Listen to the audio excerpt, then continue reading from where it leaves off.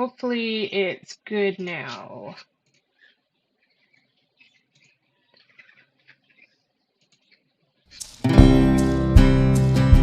I'll just turn it off. There we go. Is that better? Is that better? Hi, always. You can hear me fine if... Okay. I just turned it off, so that's good. That's better? Okay, good. Yay! I've been working on this stream labs all day. I did have a fancy pants decorative thing and whatnot, and I thought, no, let's just go with the plain old basic. And if you look, I moved my room. I changed everything around. Can you see the difference in the room? So my table is moved. So we still have the display there. But now I'm facing this wall and the room is so much bigger. I didn't realize the room was so much bigger. So I'm really happy with it. Really happy. I actually have room now to get like a chair, or I want to get maybe like a beanbag chair, maybe 2 beanbag chairs, to meditate, for meditating. I think that would be great. When somebody comes over, they can sit in the beanbag chairs and meditate. So yeah. Hi everybody. Hi Pisces. Good to see you. Welcome. Hi Always a Song. Welcome. Hi Kay Sloan. Hope you're doing good. Cold. It's actually not that bad here. It's not bad. Okay. Hi everybody. It's Savvy. You shut the door. I don't want you guys to hear me yelling at the hockey game. Oh, well, there you go. Okay. Enjoy the hockey game. Okay. We're going to go over some nasty shit. Okay. Yeah. I know. I know. So, fair trigger warning, everybody. We're going to be going over the Epstein files. I've been kind of sifting through them as well most of the day, and I haven't gotten to the part where I want to get to yet, but we are going through some, it looks like emails. So you're welcome to hang with me as we go through each one. I was going to just like look at what other people have done on their videos and stuff regarding it, but I want to try and find the videos and the photos and all that myself. So, yeah. Well, welcome. I'm glad you're here. Love and light to you too. So I am a psychic medium. This is my spiritual psychic channel and everything I do, but every now and then we go down an avenue that's a bit weird. Like I don't, we just do whatever the hell I feel like. So it's not always about readings and psychic stuff and all that stuff. It's about whatever I feel like doing. And well, the big thing for me is, the human trafficking issue, right?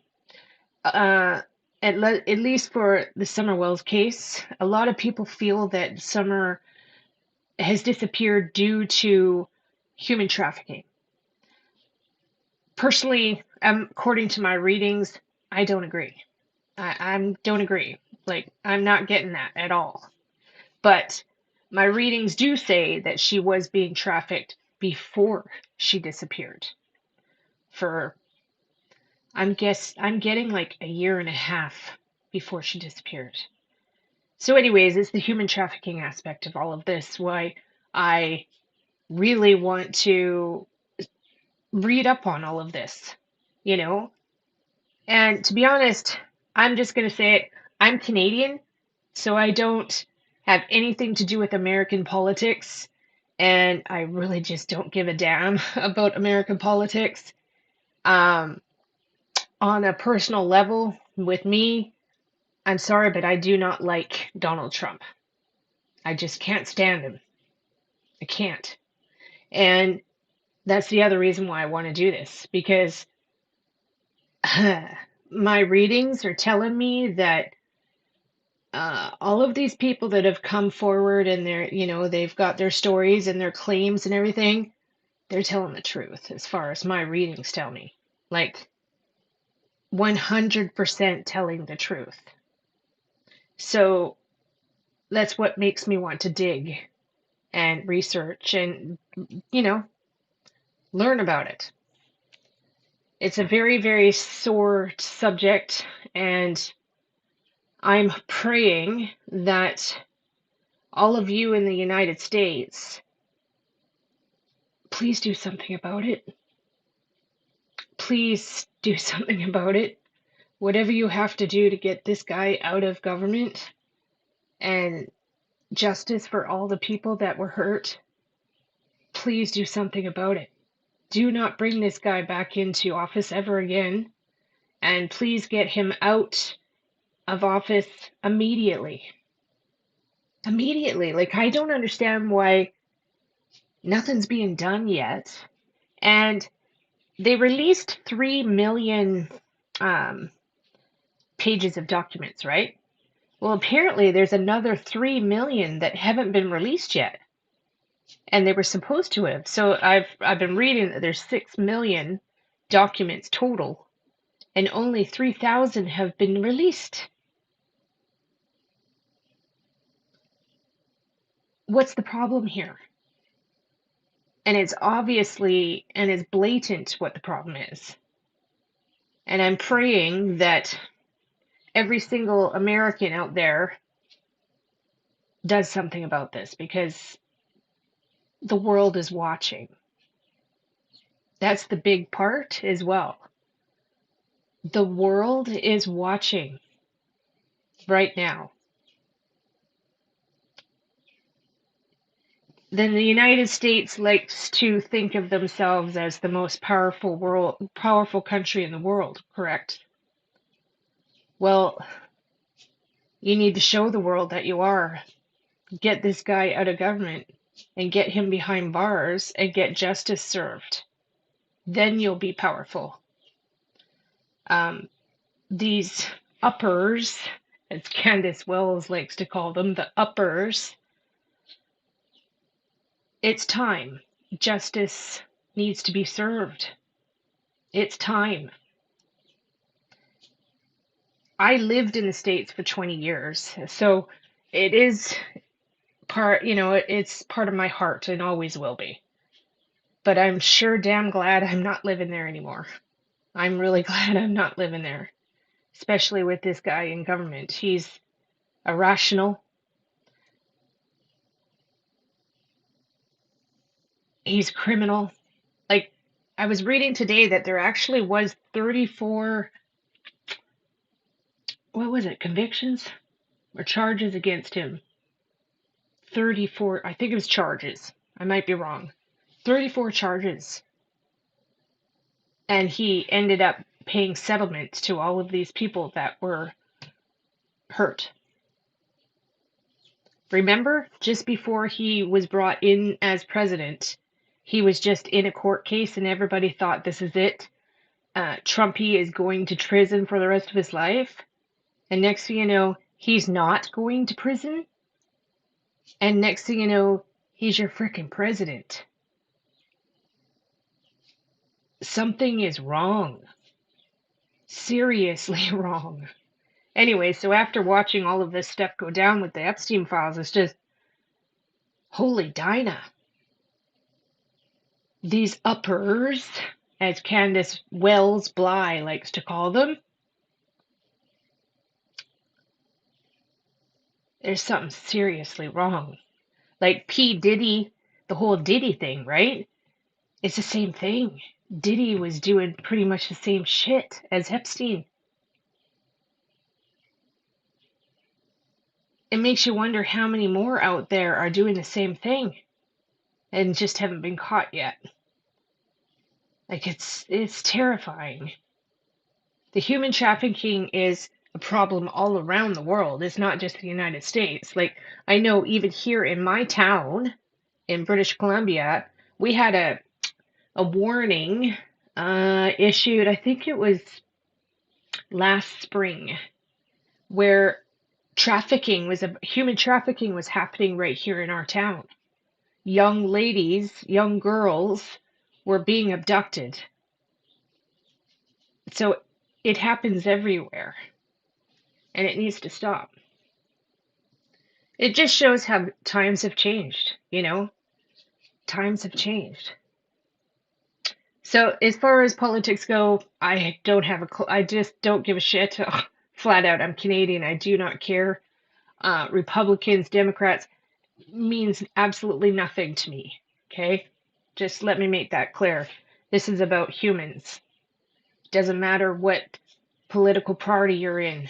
This is about humans and morality and doing the right thing and living proper life. So, yeah. And all of you that have grown up, all of you that have been through trauma in your lives, all of you that have grown up and had trauma, there needs to be justice for every single one of you. Every single person out there needs to see justice happen. You have to. And if it doesn't happen, it's time for people to really start acting, not acting, but start stepping forward for change to happen. Make sense? I hope it makes sense. Hi, everyone. Come on in. So, trigger warning, trigger warning. Yeah, that's what it's starting to look like now, is that people are saying that Trump was actually worse than Epstein. And half of these files are not being released. Well, we can only imagine why. It's not good. Not good at all. So, and I just had, yeah, I don't know how to explain it to you guys. I'm psychic. So I have always had feelings about certain people. And it doesn't mean that it's a psychic thing. It's just my intuition, right? My gut intuition for years has told me certain people, right? Like, say, for example, I look at a certain actor, like, say, like Woody Allen, right? I remember being a child and looking at his movies, and the hair on my arms would stand up. You just you just knew something was wrong. You just knew something was really wrong, right? And well, Trumpy was one of them. He's given me the creeps all my life. All my life. Ugh.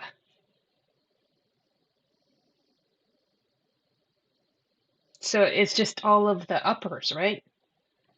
It's kind of scary. So yeah. Hi Jeff, welcome to my channel. Do you know I have tons, before we go any further, I have tons of new subscribers. Thank you everybody so much for subscribing to my channel.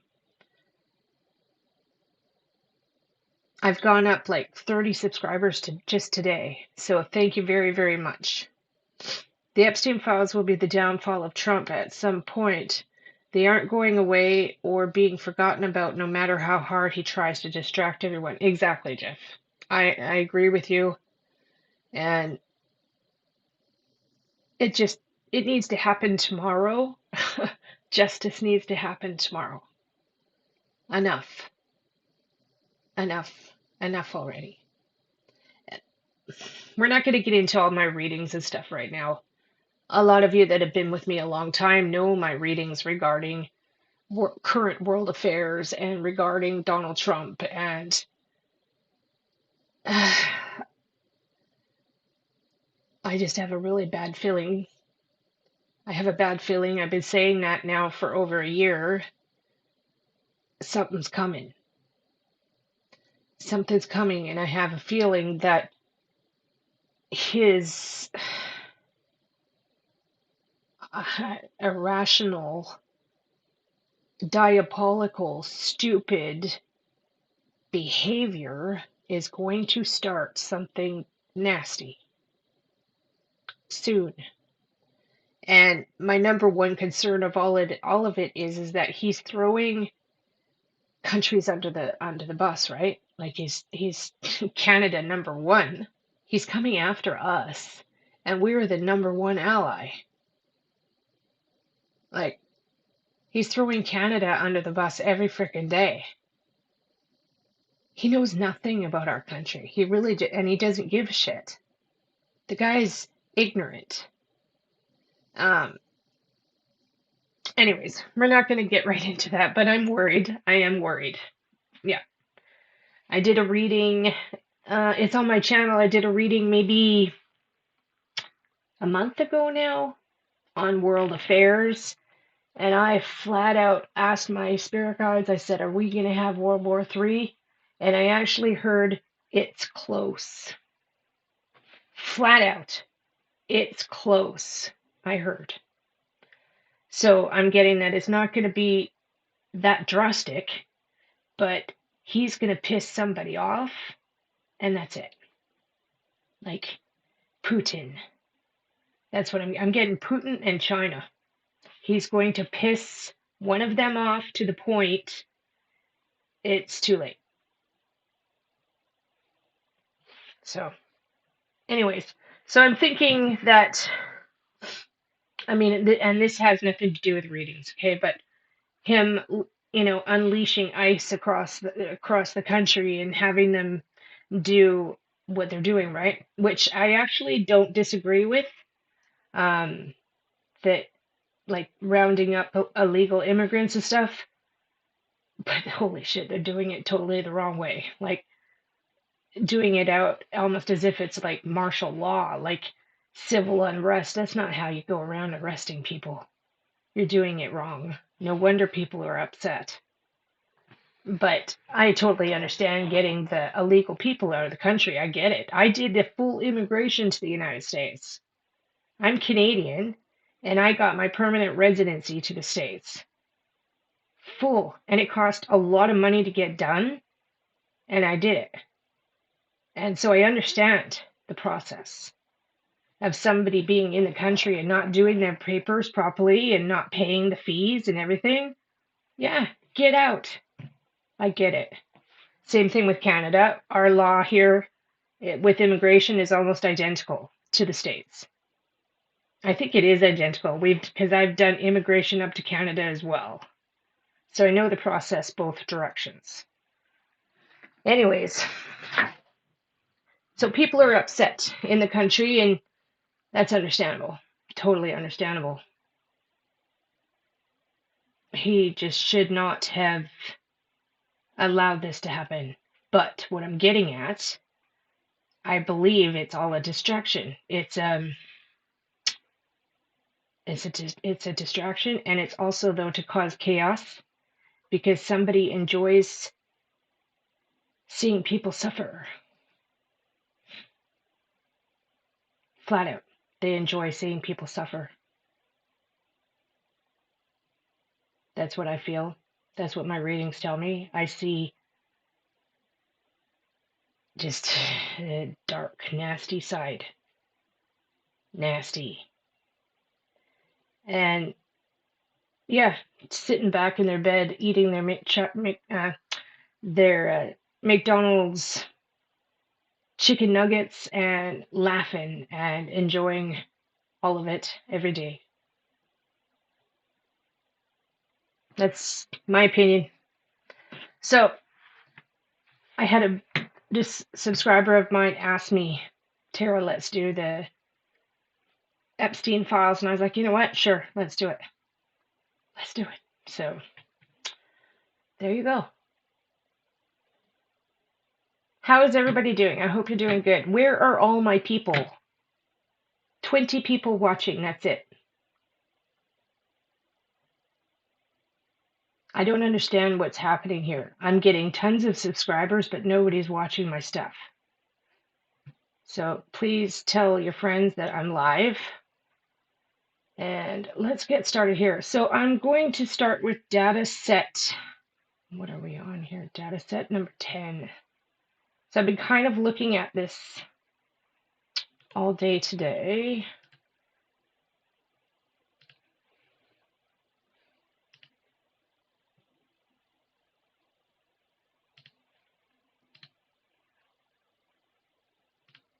Okay. Let me shift this window a bit. Look at me, I'm learning how to use this Streamlabs. Okay, so I will lock my window in place, and then we do this one.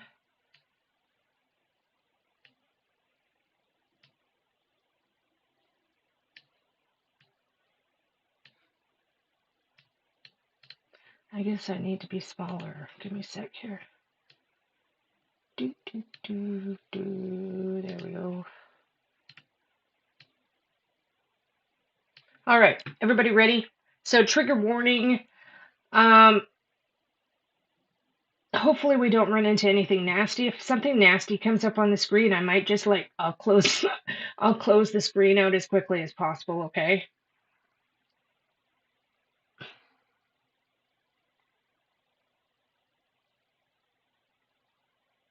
Okay with you, Mama. Thank you for being here. Where do you go? Where do you mod? Hi, Sharon. Hi, Hunt. You didn't miss much. You haven't missed much. I'm just talking away. Bloop, bloop, bloop. Hi, Cat H. Hi, honey. Come on in, everybody. Hit the thumbs up button for me, please, as you're coming in the door.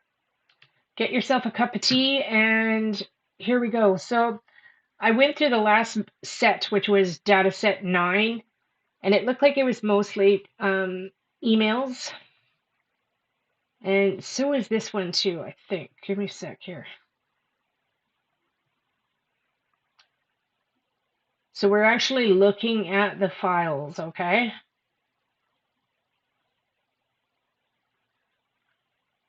And some of these are just going to be really weird. Okay, I don't care about his phone system.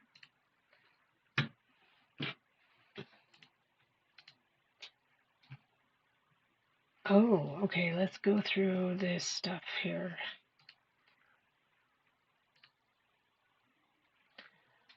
All right, so we're literally looking at the PDF files of each one. I could go and look at what other creators have done on YouTube and stuff, but that's not the point. I don't really want to do that. I want to do the research and look at it myself. 2 secs here. Okay.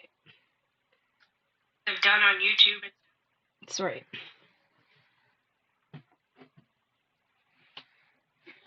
Yeah, so trigger warning, thank you so much. Oh, Lady Freedoms, gotcha. Okay, Witchy. Well, thank you for stopping in. Please hit the thumbs up as you leave. Hi, Dawn. How are you, Dawn Riki? Good to see you. Good to see you, honey.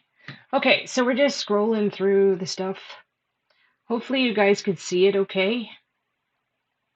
Can you guys see it okay? Let me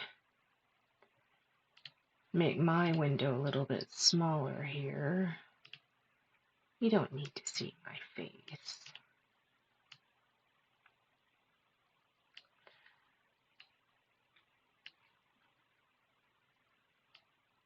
There we go. Good to see you. I'm glad you're here. All right, so we are looking.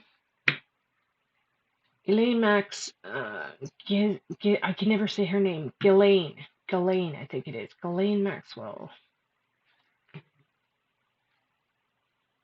Oh, this is her arrest papers. The other thing I want to do is look at his actual trial. Is his trial online? I imagine it is. I would like to watch his entire trial and her trial. That would be interesting. This whole thing with Epstein is really new for me. I'm not American, so I really didn't give a shit. For the longest time, I just didn't care. But now I do. Okay. United States. Okay, so this is... All right, I think we're getting into the photos. The problem with these files is nothing is labeled, and so you literally have to go through everything.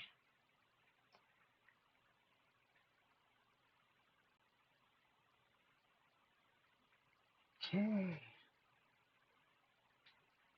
I did read some of the emails a little bit earlier today, but I haven't gotten into the emails that everybody's talking about yet.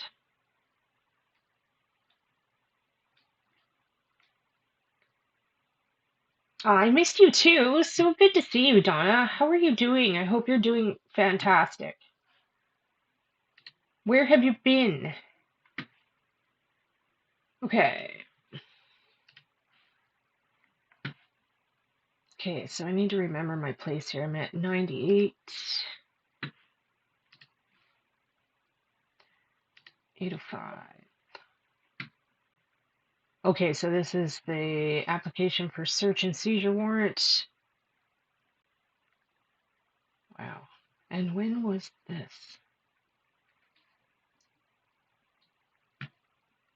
Crazy. 2019. July 6, 2019. Okay. You're good? Good. I'm glad to hear, honey. I'm good too. Love and life. Okay, so this is the warrant for searching. I did see a video a while ago where the officer, one of the officers, was actually reading this warrant to him. Okay.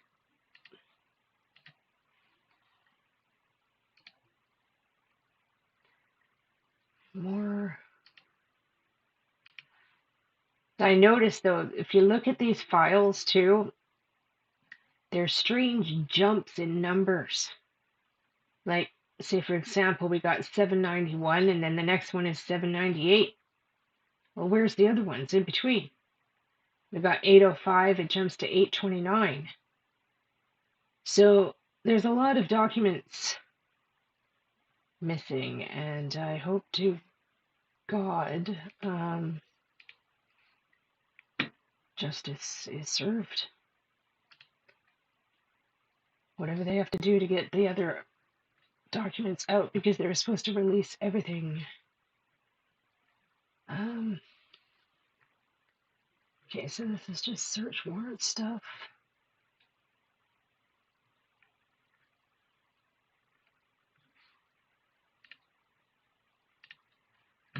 So thanks for hanging with me, everybody. That's why I actually wanted to have music going in the background, because it gives you something to listen to.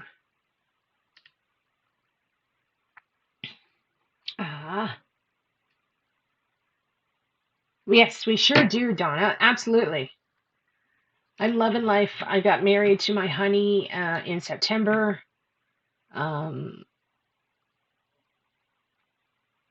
I bought a house last year. My business is starting to pick up again. I'm doing really good.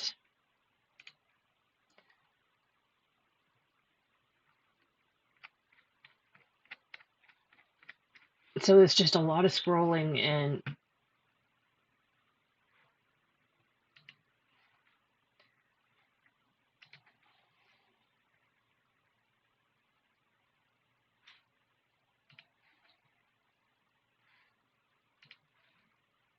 I made the mistake. I actually downloaded a whole set of these. And then I was like, you know what? I don't want this shit on my computer. So I deleted it all. Like, I don't want this on my computer at all. But you can actually download it and drop it right onto your computer.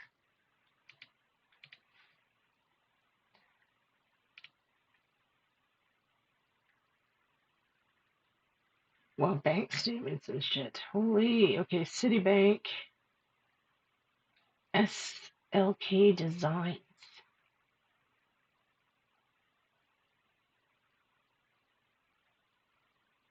Wire from Jeffrey Epstein. Incoming wire transfer. Holy.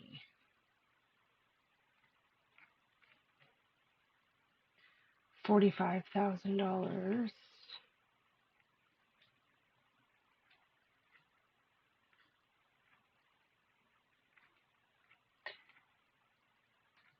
Okay.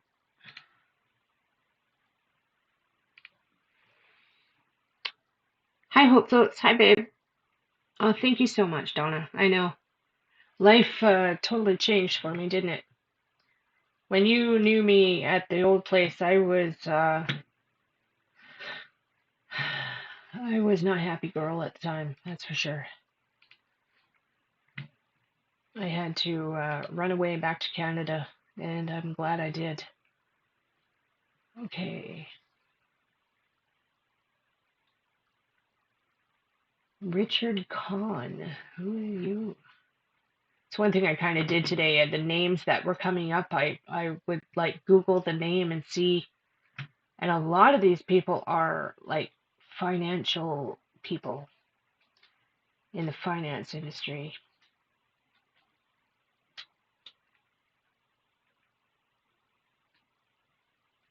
What is this? Oh, okay, this is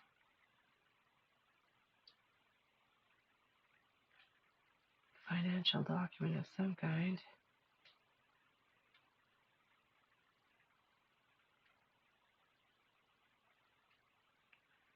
Richard Kahn, insurance agent, certified public accountant, Foundation for Children Development.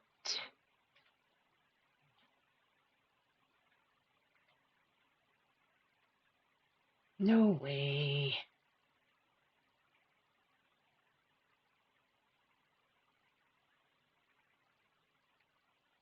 What? Vice Chairman for Foundation for Children Development. So, this is like an example here. I hope justice comes. I pray to God every day that justice comes for these people that have been affected.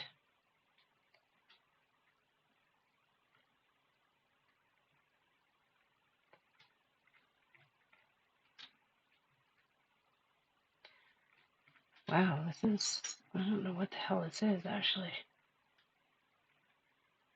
Reference.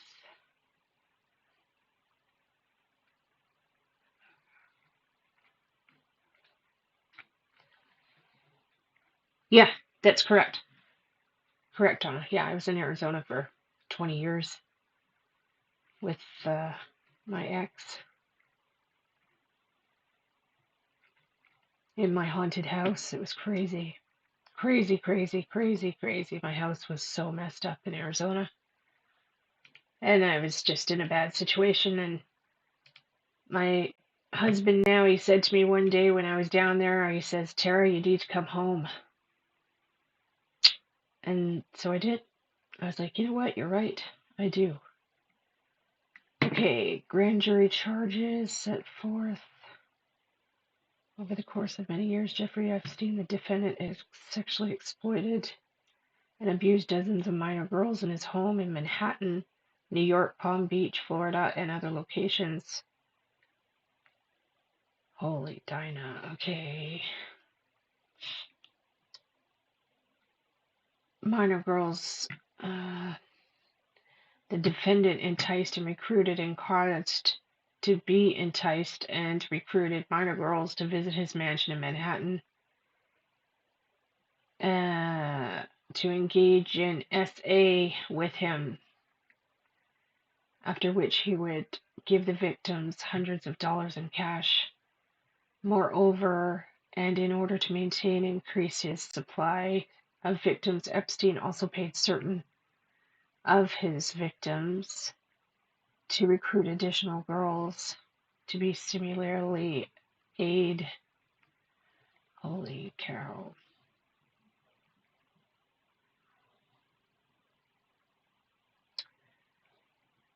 Entire network. Factual background during all time periods charged in the indictment. Jeffrey Epstein, the defendant, was a financier with multiple residences in the continental United States, including New York residence, Palm Beach residence. Beginning in 2002, Jeffrey Epstein, the defendant, enticed, recruited, dozens of girls. To be honest, my big thing though is, and I'm not going to read this stuff out. Oh my God.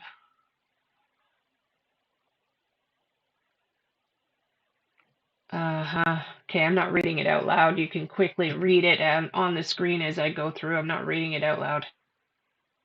It was for the best. Yeah, it sure was. Thank you for all the support you gave me at the time, Donna. I appreciate everything. I remember. Okay. Yep. Okay, so I'm not going to read all this out. It's graphic. But I think my main thing for doing all of this, and I think honestly it's the main thing for everybody doing it, is we're looking to see for somebody's specific name. Right? We're looking for his name. That's all I care about, honestly. Epstein's passed away.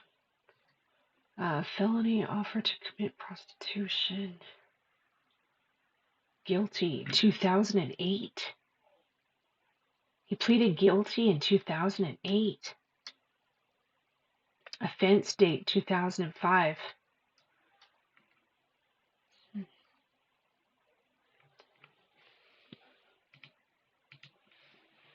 Aw, I love you too. Oh, Susie, I love you, honey. The Minty Holidays candle? Yeah, I'm so glad you like it. I use the room spray I made of that, Susie, and it's so good. It works so well in the bathroom. If you need to spray your bathroom, you need to get my room spray I have. It solves the problem instantly. Okay.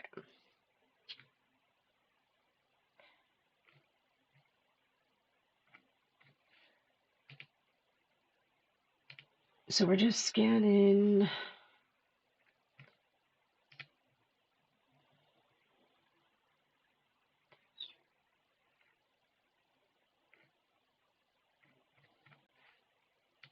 Okay, actually, you know what? I might just look at somebody's stuff. Give me 2 seconds here. Let me find somebody to look at on YouTube here, and then, because it's going to take me a long time to go through all these files. There is somebody that I was watching, Epstein files. Okay, so I'll do commentary here. Give me 2 seconds. 12 hours ago. Oh my God, it's just terrible shit. Andrew. Prince Andrew. Prince Andrew, I tell you, I feel bad for Fergie. Though she might have known. I don't, Fergie. Your mini Lux. Put one in your mini. Okay, I will. Okay. All right, sounds good. You know what I like about that scent, Susie, is it's not peppermint. Um, since doing peppermint over the last few years, I don't like peppermint anymore, but I like this because it's more like spearmint. It reminds me of spearmint gum. Okay, so let's see what we got here. Ready? Trigger warning, everybody. Okay, and this is fair use commentary. Newly released Epstein files shows Andrew on all fours over a female.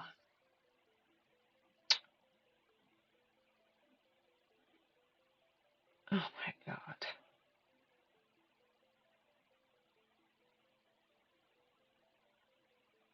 Minty Wonderland, yeah. The newly released photos.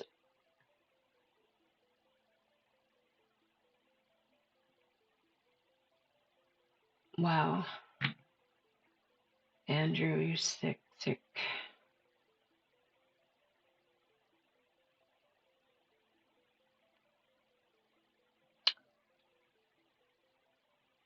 And so Andrew's been stripped of his title. Royal family stripped him of his title, if you guys don't know that. So that's a blessing. That's a start, at least. There's a certain channel I'm looking for here.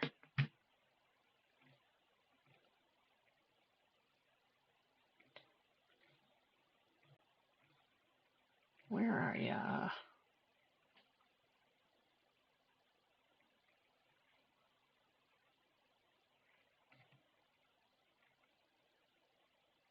"11 hours ago, 14 hours ago,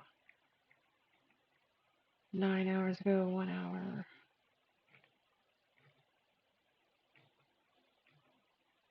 All right, where is it? Epstein files. Can't remember. I'm looking for a specific channel. I can't remember the name of it, unfortunately.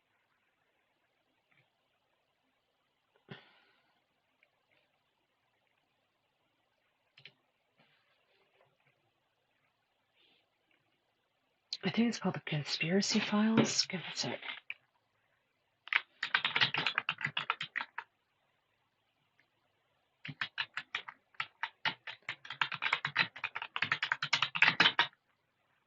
Yeah. Okay. Conspiracy Files. All right. So we're gonna do fair use on Conspiracy Files. Everybody, please go and subscribe to this channel and tell him we sent you. This guy does fantastic work. So fair use disclaimer. We're doing this under the Fair Use Act. But please, please, please, and I will put credit to his channel in here after live stream's over. The Conspiracy Files. The mint helps with your headache. Oh, that's good. Oh, that's really good. I know cinnamon helps, so mint probably helps too. Okay, so this guy has done amazing work. I don't even know where we would start here.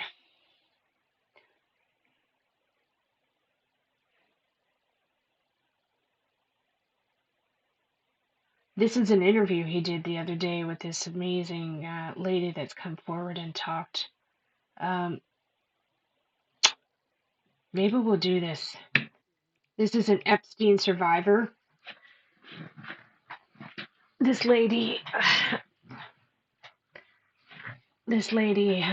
definitely has done the right thing and come forward and has spoken about her story here.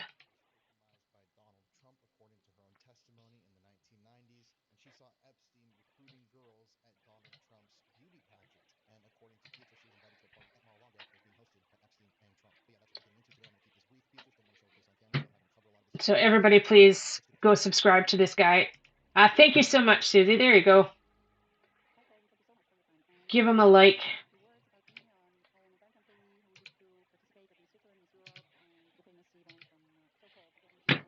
Beatrice Kuhl. I hope I'm saying that correctly. Kuhl. Beautiful, beautiful lady. I'm so glad she came forward and spoke. She has spoken before. Oh, you can't hear it? Okay. Oh, you can't hear it. Okay, one sec.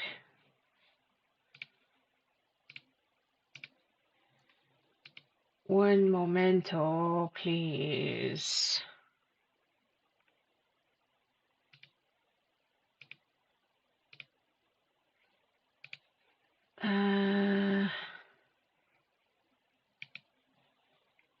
Video window screen. Okay, let's do that.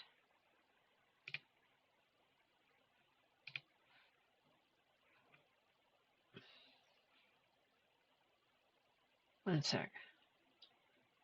Okay, I think I'm doing it right. Okay, tell me if you can hear it. 2 seconds here. Let me turn the volume up.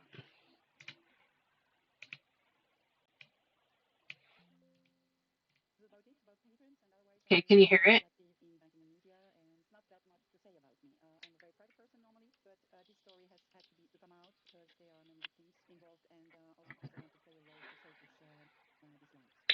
Can you hear it?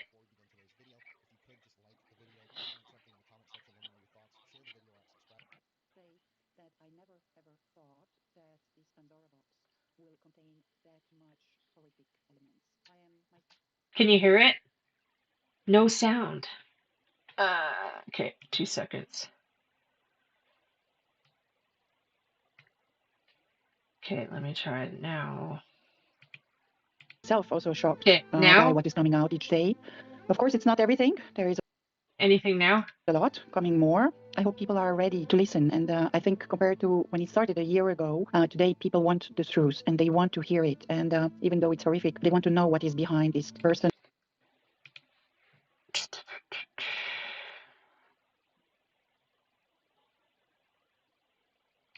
I'm still learning how to do this. Give me 2 seconds. No, nothing. Okay.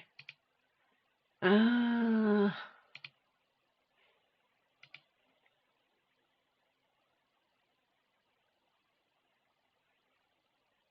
hmm.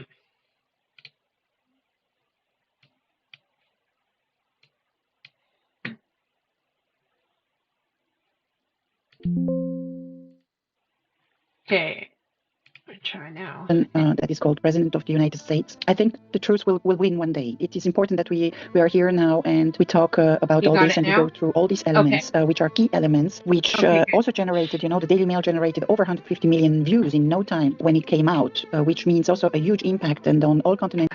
Speaking of, she talks of this interview she did with the Daily Mail. I would like to find that and read it. I had it. Can you hear it now? And almost all Okay. languages. And I think today our society is ready. Our society was not ready in the 90s. It was not ready in the 2000s, without mentioning also the fact that the article in the New York Times has been taken over by Lawrence O'Donnell, and he has read it during his last word on MSNBC, which never happened to him. Normally, he gave his opinion. This time, he used this article in the New York Times, and he went through from A to Z, and I was very, very impressed by that because it showed also that there are many people out there who want to know what is going on. And the question at this stage, I think, is not, is he guilty? The question is, how far is he guilty and how deep is he guilty? And Yep. We still need to finish going over the Sasha Riley interview too. What Sasha Riley said about Trump, I guess that's what made me dive headfirst into this, was listening to his interview. Holy cow. And him explaining what he claims Trump did to him.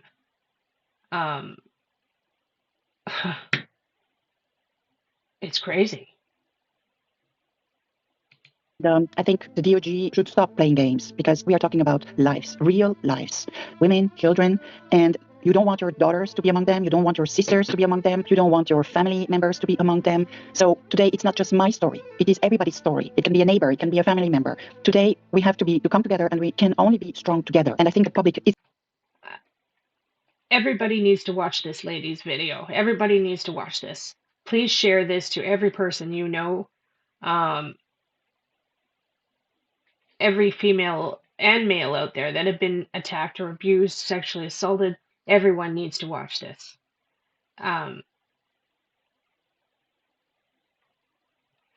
Like I said, these uppers need to be brought to justice. Like, this needs to stop.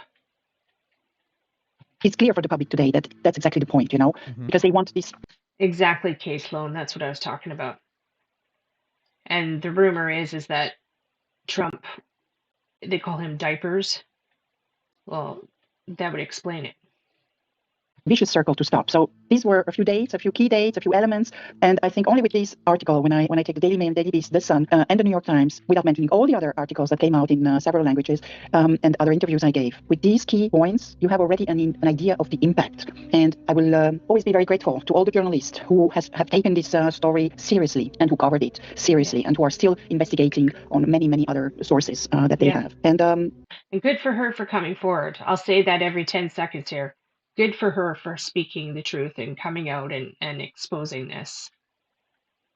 Well, we can continue as you wish. You made so many good points there. It's like, anyways, we'll get to some of that with my thoughts. By the way, do you mind if I don't want to be rude, but while you're talking, is it okay if I eat this breakfast that I have?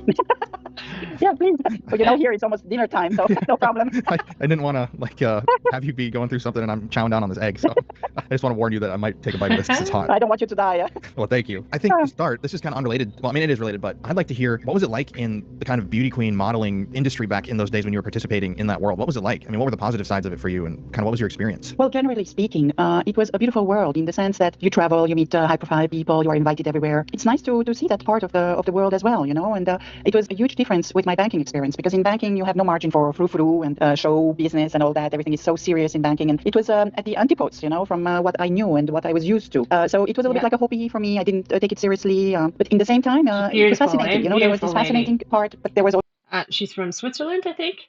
Switzerland. It's funny, you notice he's I noticed it, and now it makes sense. It seems like some of the countries that he's targeting, there's personal motive behind it. Like, it makes sense. There's personal motive behind all of it, in my opinion. Also the very dangerous part, because you were exposed to people that you never knew before and you never met before, so it was full of surprises. My story is exactly the point. It was a big surprise and a big shock as well, so it can go well as it can go really bad. This is a little bit about that. Of course, I was lucky. I was 185, 60 kilo, so I from outside I had it, but from inside I was not convinced of that world. I was more into... I have to say, when I was a child, my parents tried to get me into modeling, and I did do some modeling. I was actually in John Casablanca's modeling agency for a while, but I couldn't go anywhere because I'm under 5 foot. I'm 4'10", so there's no way I would have been able to make it to like this type of modeling.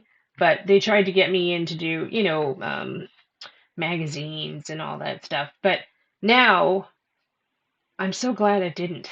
Honestly, I'm glad I didn't go down that avenue. Like, I'm always thinking of like, what if? I'm glad I didn't. Banking into maths, into serious life. But I was lucky I could experience that, and it's a life chance, and I took it. The train was there, I took the train, but some destinations were full of bad surprises, and other were I was nicely surprised. So it's a little bit of a mixture, But of course, it's a life chance. Not everybody is lucky enough to experience that. Yeah, I mean, it's such a strange world to me when it comes to pageants and those sorts of events, because I've never been to one. I don't know, obviously. But to kind of get into your story, can you just kind of walk us through the sequence of events in '93, starting with kind of how you were invited to the pageant, leading up to the private meeting with Trump at the Plaza Hotel? Well, it all started with me. And Trump is what? Sammy and I were talking about that earlier. What is Trump? He's 80 something, 84 years old? 80 to 84? They need to stop getting presidents in that are in their 70s and 80s. They need to hire a president that's young. Bring someone on board that's young. Miss Switzerland and Miss Europe, where I participated, and I was also among the finalists. That was the nice part, well organized, traveling to Istanbul, Turkey. So it was really nice. And just afterwards, I got the personal invitation of Donald J. Trump to attend his Donald J. Trump American Dream. Personal American Dream pageant. Oh my gosh. American Dream Festival.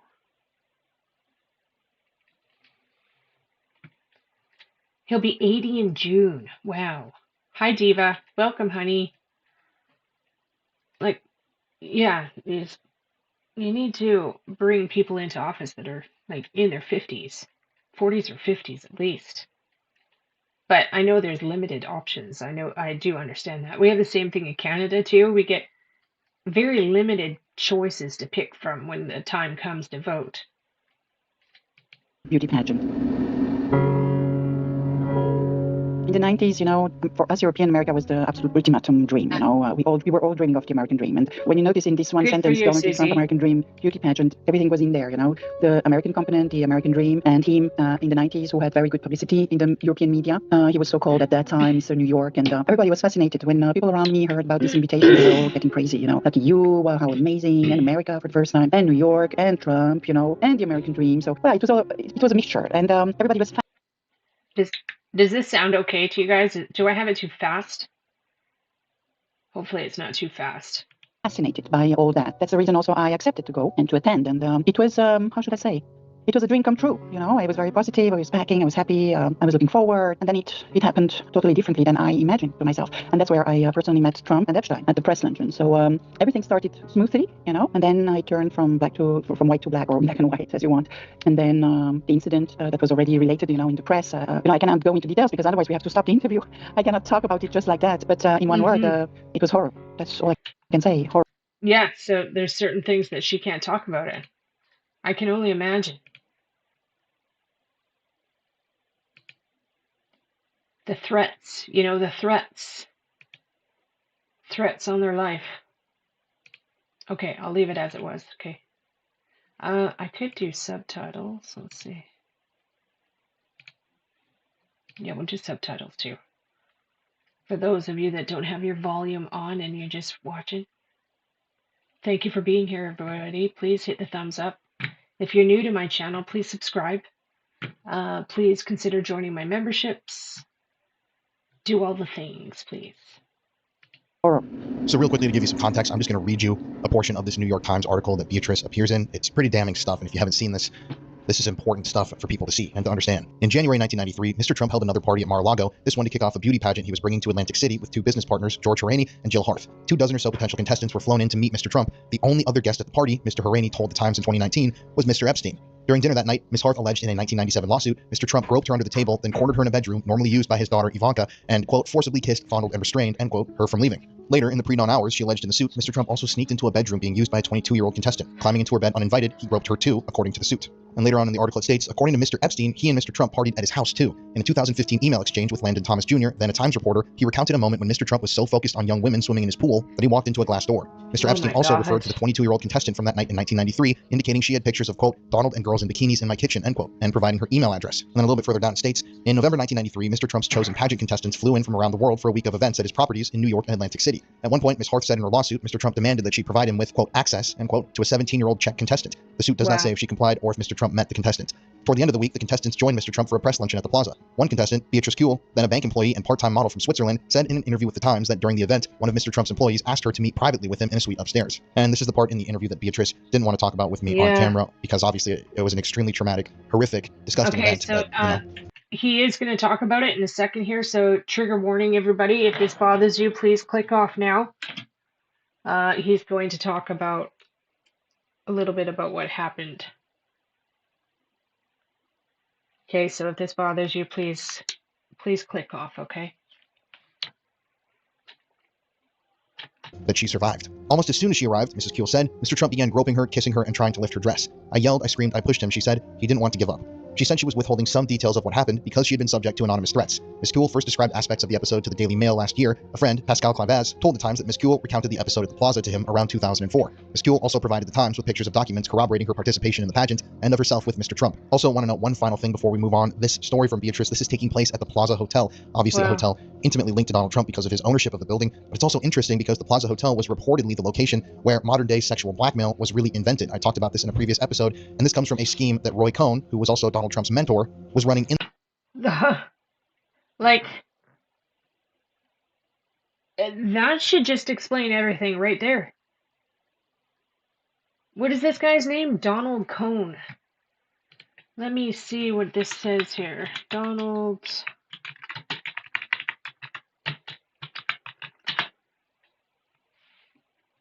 Cohn.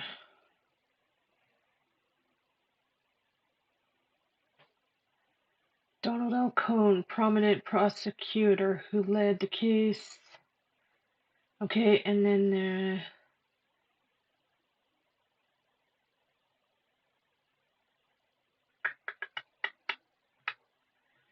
wow. So his mentor was also a pedo sicko. Oh, Ronald Cohn. Thank you.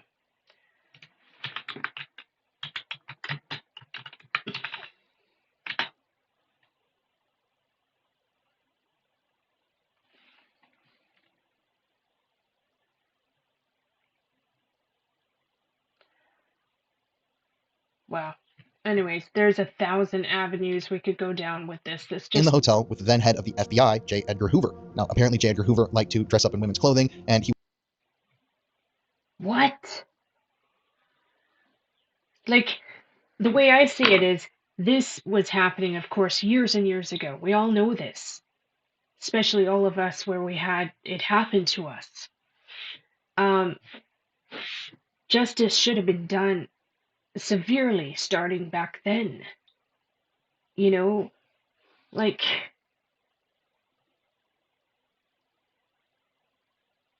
yeah, anyways, we all know how it goes. Us ladies, especially, we know how it goes, right?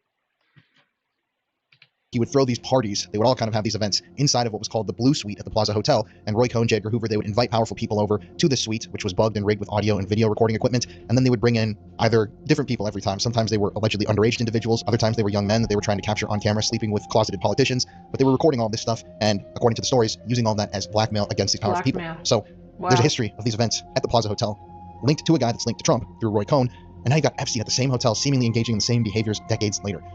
That, to me, is not a coincidence, but let's get back to the story. It's related. Every single woman out there that's watching, well, and I keep saying women, it's women, it doesn't matter, women or men, whatever, it doesn't matter. Humans.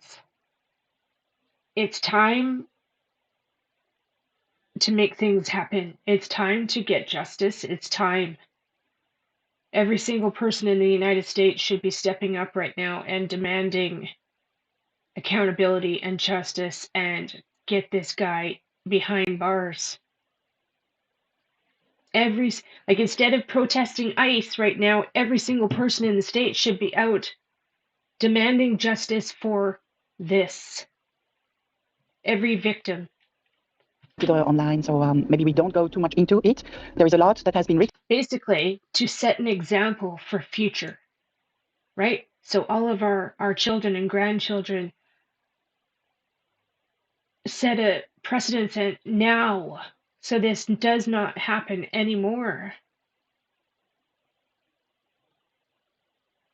About and a lot that is coming. So I think so far, voilà, this is a little bit how it happened. So it happened by chance. He wanted me to come. He invited me personally, and I came. And Jeffrey Epstein was there too. So that's how it started. So you go to the Plaza Hotel and you're at this party/event function. Can you set the scene? Like what did the party? So it's a 1 week event, and one of the events were the press luncheon. And during the press luncheon, it's called press, was there. Trump came too, and he introduced himself. He came straight to me. We were talking for a very long time, and many people were looking around us. Like, I remember this. I remember when this happened. How many of you watching remembers this? Watching it on TV? Even then, I was like, you're a freaking sicko. What is going on here? The first thing he said, Miss Cole, finally we meet. And these were his first words, finally we meet. That's how we started to talk for quite a long time. And we were supposed to sit at several tables with some press members. It was a coming and going. People were moving, beauty queens as well, from one table to another, giving interviews. So very formal, very normal so far, and a very good interaction with him also. So nothing suspicious, nothing crazy, but very intense because he was really interested in me. You have to imagine him at that time, he was younger and he was also a little bit better looking than today. So everything was fine in my eyes. So I was honored also that he was interested in me that far, and he clearly said, "I will send you someone later on, and we can continue this discussion." And that's when Jeffrey Epstein came, and then he introduced himself as Jeffrey Don's best friend. The conversation went on then with Jeffrey, and I thought he's part of the organization, because at that time nobody knew anything. So I was talking with him just normally as I would have talked to other. Castle Casino Resort. Didn't his casinos go bankrupt in it was Atlanta, wasn't it? Are these the ones that went bankrupt? journalist, and I thought he's part of the team, of the crew, you know. What was, I've always wondered this. What was Epstein like? Like, how did he come off to you? Was he just nice and you wouldn't suspect anything strange? What, did he have a weird aura to him? Well, actually, as soon as Trump left, he came. So I guess this was something that they made up, something that they clearly said, okay, I did the introduction, now you go and you do the job. That's a little bit how I felt and how I later on understood also what was going on.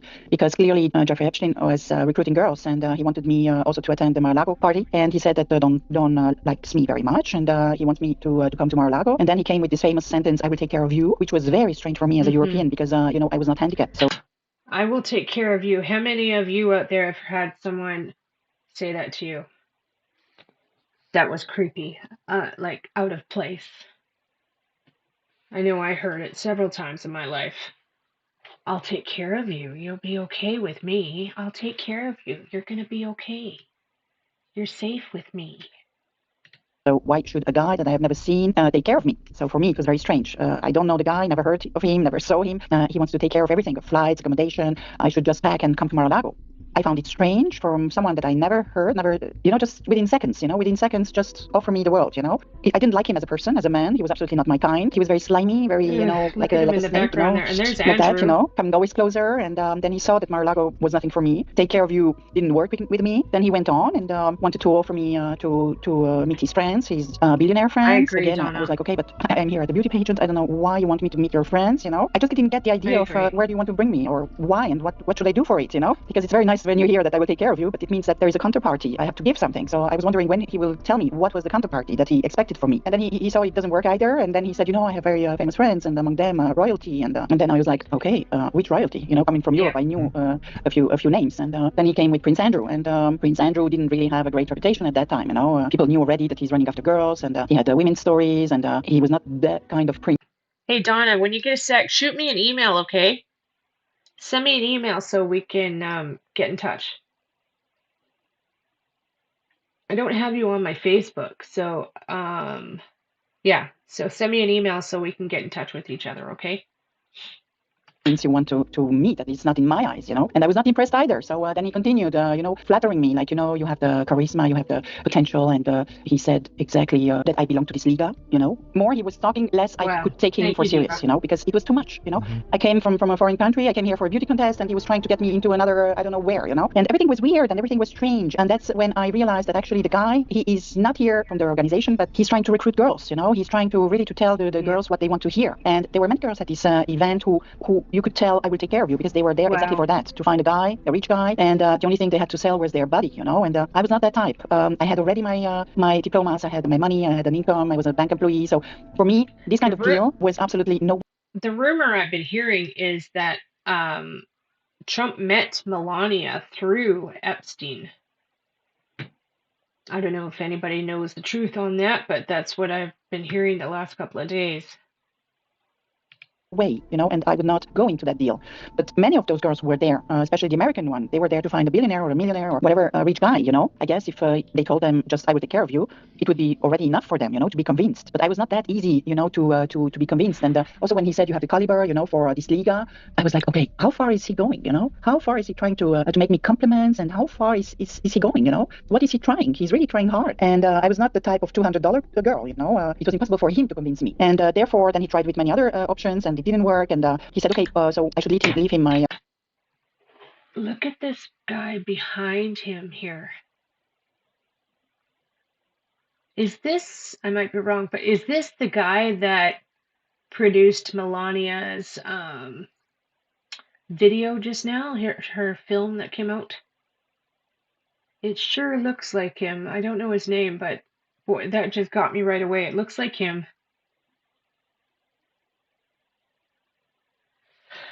Crazy. So this guy here, behind Trump's shoulder here, is this the guy that produced Melania's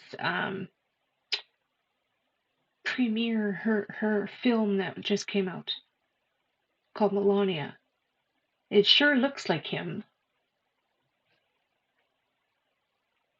my coordinates and my phone number and address. And so I said, yeah, but no, I don't have time for that. I have to go to the rest of the group. He said, well, anyway, you will get them from Dawn. So that's how we finally, how I finally managed to stop the conversation. But he was what I would call a professional women hunter, because he knew exactly how to adapt, you know. If it's someone that is more from the poor side, he knew which budget he should offer so that they say yes. If it's more a high-profile girl, then he knew, okay, I played this other card, and with me he played all the big cards, and nothing worked, because for me everything was suspicious. Everything, the way he was dressed, the way he was talking, the product he wanted to sell me, everything was strange, and nothing that I was used to, and therefore I found him weird, strange, like a bluffer. You know, when you bluff, and that's the impression that he gave me, and weird for sure. Okay, that's what strange, like a bluffer. You know, when you bluff. Who is that beside him here? That looks familiar too.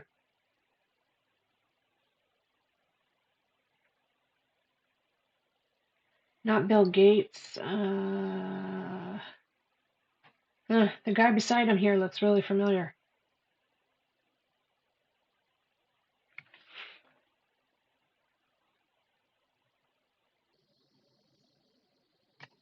And that's the impression that he gave me, and that's what I guess also saved me from him, because I just didn't believe what he's telling me.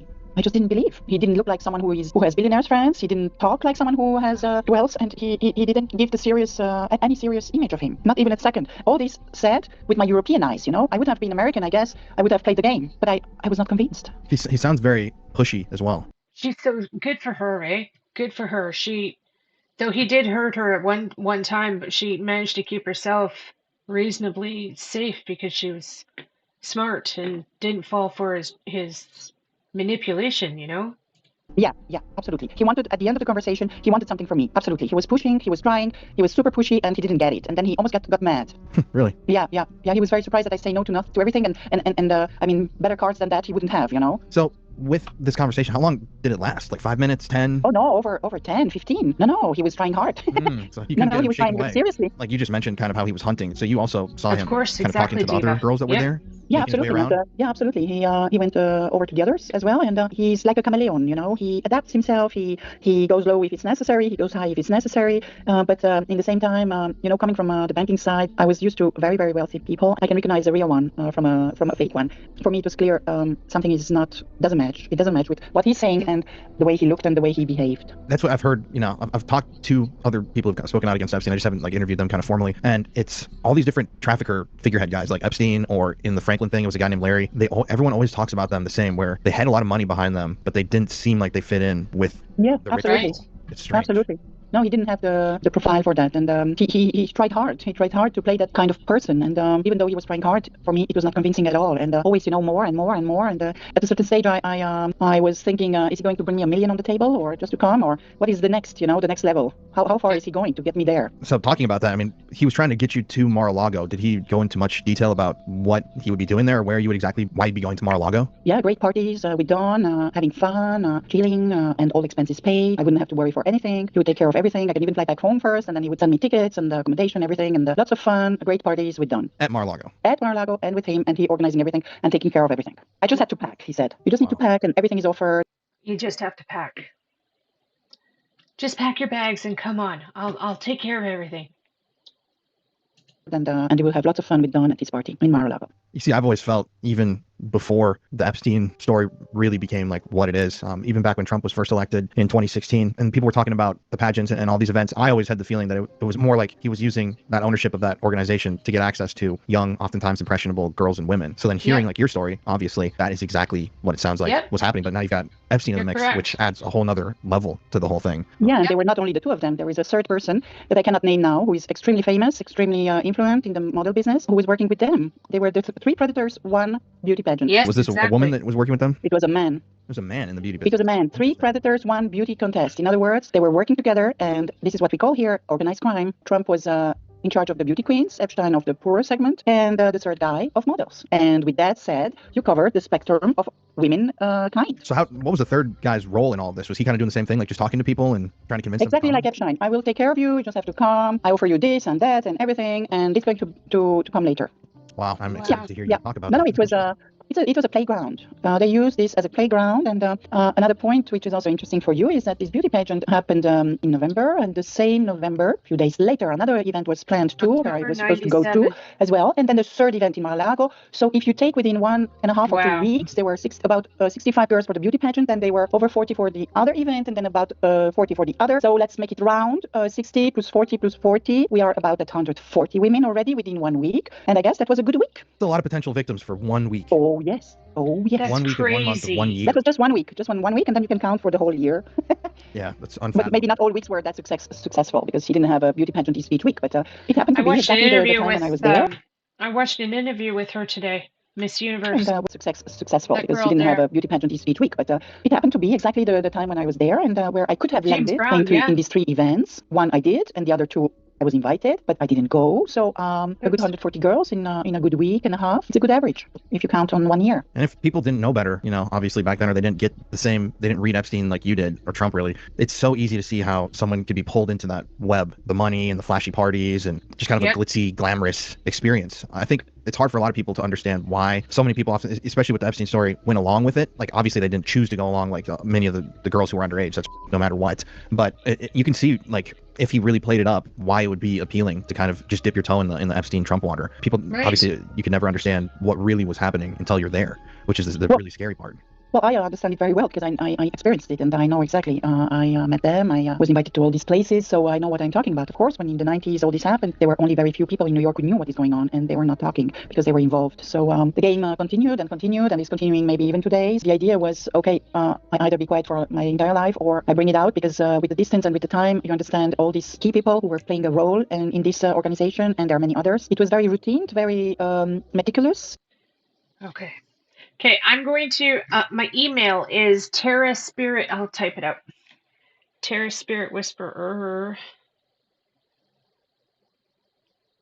There it is, hun. Exactly, Diva. I'm sorry to say, but yes, you do. Okay, so I'm going to take a 2-minute break here. I'm going to go and I need to put the kettle on. So I'm going to put the kettle on and make a cup of tea.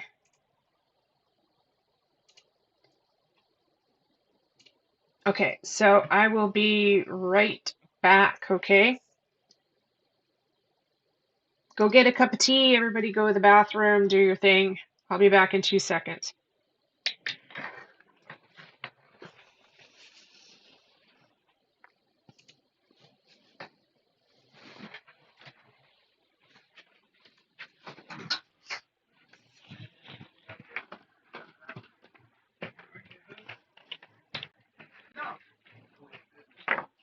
Hi.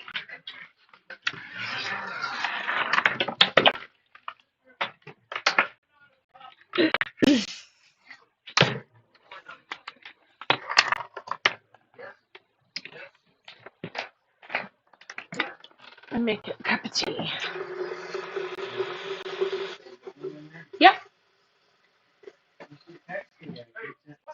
Oh, that's okay. My chauffeur? My bellboy? My DoorDash, okay.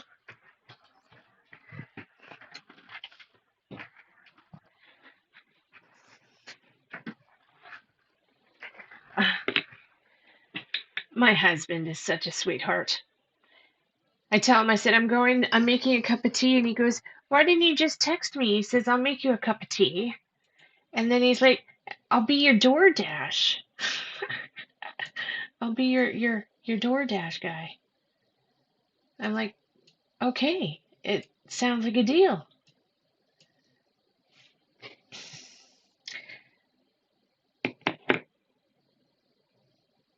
Oh, good. Hi, Drop Dead. Good to see you, honey. Thank you for being here. You're welcome, Dawn. You're welcome, honey. You're welcome.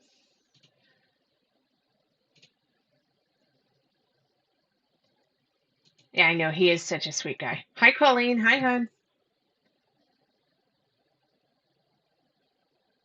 Okay, we ready? Very well organized. It was not difficult for them to get girls. So when you cover the entire spectrum, of the womankind, if it's young or middle age or young or just beauty pageants from I don't know from which age they started, but until beauty pageant age, yeah, there is a big selection and it's ongoing. It's never out of season. It's always the season. What makes me mad is that many people knew and nobody did anything. At the contrary, they even contributed and they even brought more girls. Nobody stopped them, and today we understand why they didn't stop them, because there was a whole system that was involved. Society has a certain evolution, and now we are in 2026, and in 2026 finally we can talk, we can say what happened with the distance, and someone has to stand up. Someone has to stop this violence for free, because we don't keep children on the planet to destroy them. That's not the idea of parents who Good need for to be her. responsible to protect them. The idea is not to create children to give it to these sick people. Sick people should go to doctors Doing and find well. solutions. But Yeah, or I prison don't see too. why. Yeah, I don't see why Please we hit have the to sacrifice thumbs our up, children for ladies. that. But many people knew. I'm convinced today that many people knew. Many participated. I have also other experiences. Yeah, it was omerta. It's called omerta, when people know and they don't do anything and they just let it happen. And that's criminal too, 100%. And with Epstein, that obviously there were thousands and thousands of people in the orbit that at least knew something, and no one ever did a thing at all. I mean, Yeah. there were victims who tried to raise the alarm, but the people in power never, Yeah. still to this day, that no one's Yeah, been down for that's it. the point. Still to this day, that's the point. Yeah. I mean, imagine if they actually. I watched a thing today on YouTube where they were talking about a 13-year-old girl that came forward and tried to press charges on Trump, and nothing was done. Nothing was done about it. Like, that's unforgivable. The girl came forward today because she's really upset about these files, and then nothing's been done.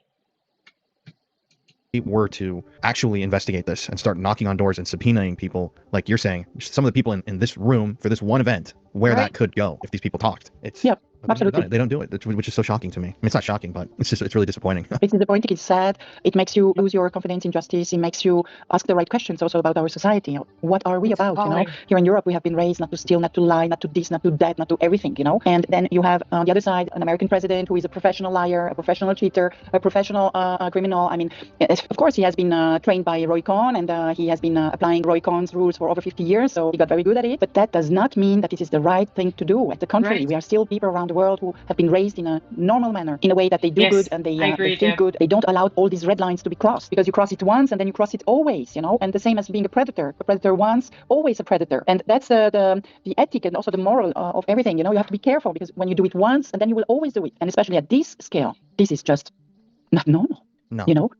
So before we move on, can you just provide a little bit of detail into the actual event itself? Like, how many people were in that room, would you say, in that area when Epstein approached you? You mean the press luncheon? We were over 60 girls, and there were at least dozens of journalists organizing stuff. I guess altogether we were a good 100 in the ballroom. Yeah. Wow. So a lot of people there. So and lots of round tables. Yeah. Interesting. Obviously, you've talked about what Trump did to you. We don't have to talk about that.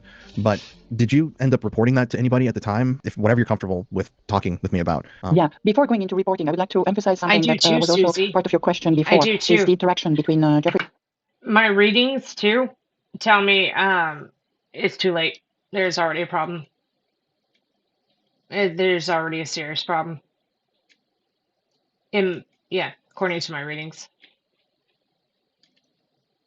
We're going to be hearing about that in the future. Epstein and Donald Trump. That's also something that we maybe should just take for a second. Please. So they were very, very, very close for two reasons. I'm saying that for two reasons. The first is that Donald Trump allowed Jeffrey to come and hunt on his territory, on his playground. And the second point is that Donald Trump paid for the event. They were also complicit. They had eye contact. They were also smiling to each other. So it was like a game. Both of them were playing their role. I'm flat out getting that Junior has been groomed, like Daddy groomed Junior, and that it's been happening for a long time. And I think this makes a difference, also for the people to know, did they know each other? Oh, yes. How deep? Very deep, And you saw them continuously throughout the event. Talking. They were playing with us. It was a game. That was a game, a hunting I game. agree, Yeah, Donna. it's shocking to me that people Definitely still deny the threatened. reality of just that fact. Yeah, but those who deny, thanks God, there are less and less, because now the facts are so clear, the witnesses are clear, the victims have been talking. I think with all these elements that we have now in hand, those who still deny, they must be either stupid or they are in a cult and they are blind. There is no other explanation. If they are really, really strongly convinced of this opinion, then it's an affront for their intelligence. Then I really ask myself, how intelligent are they?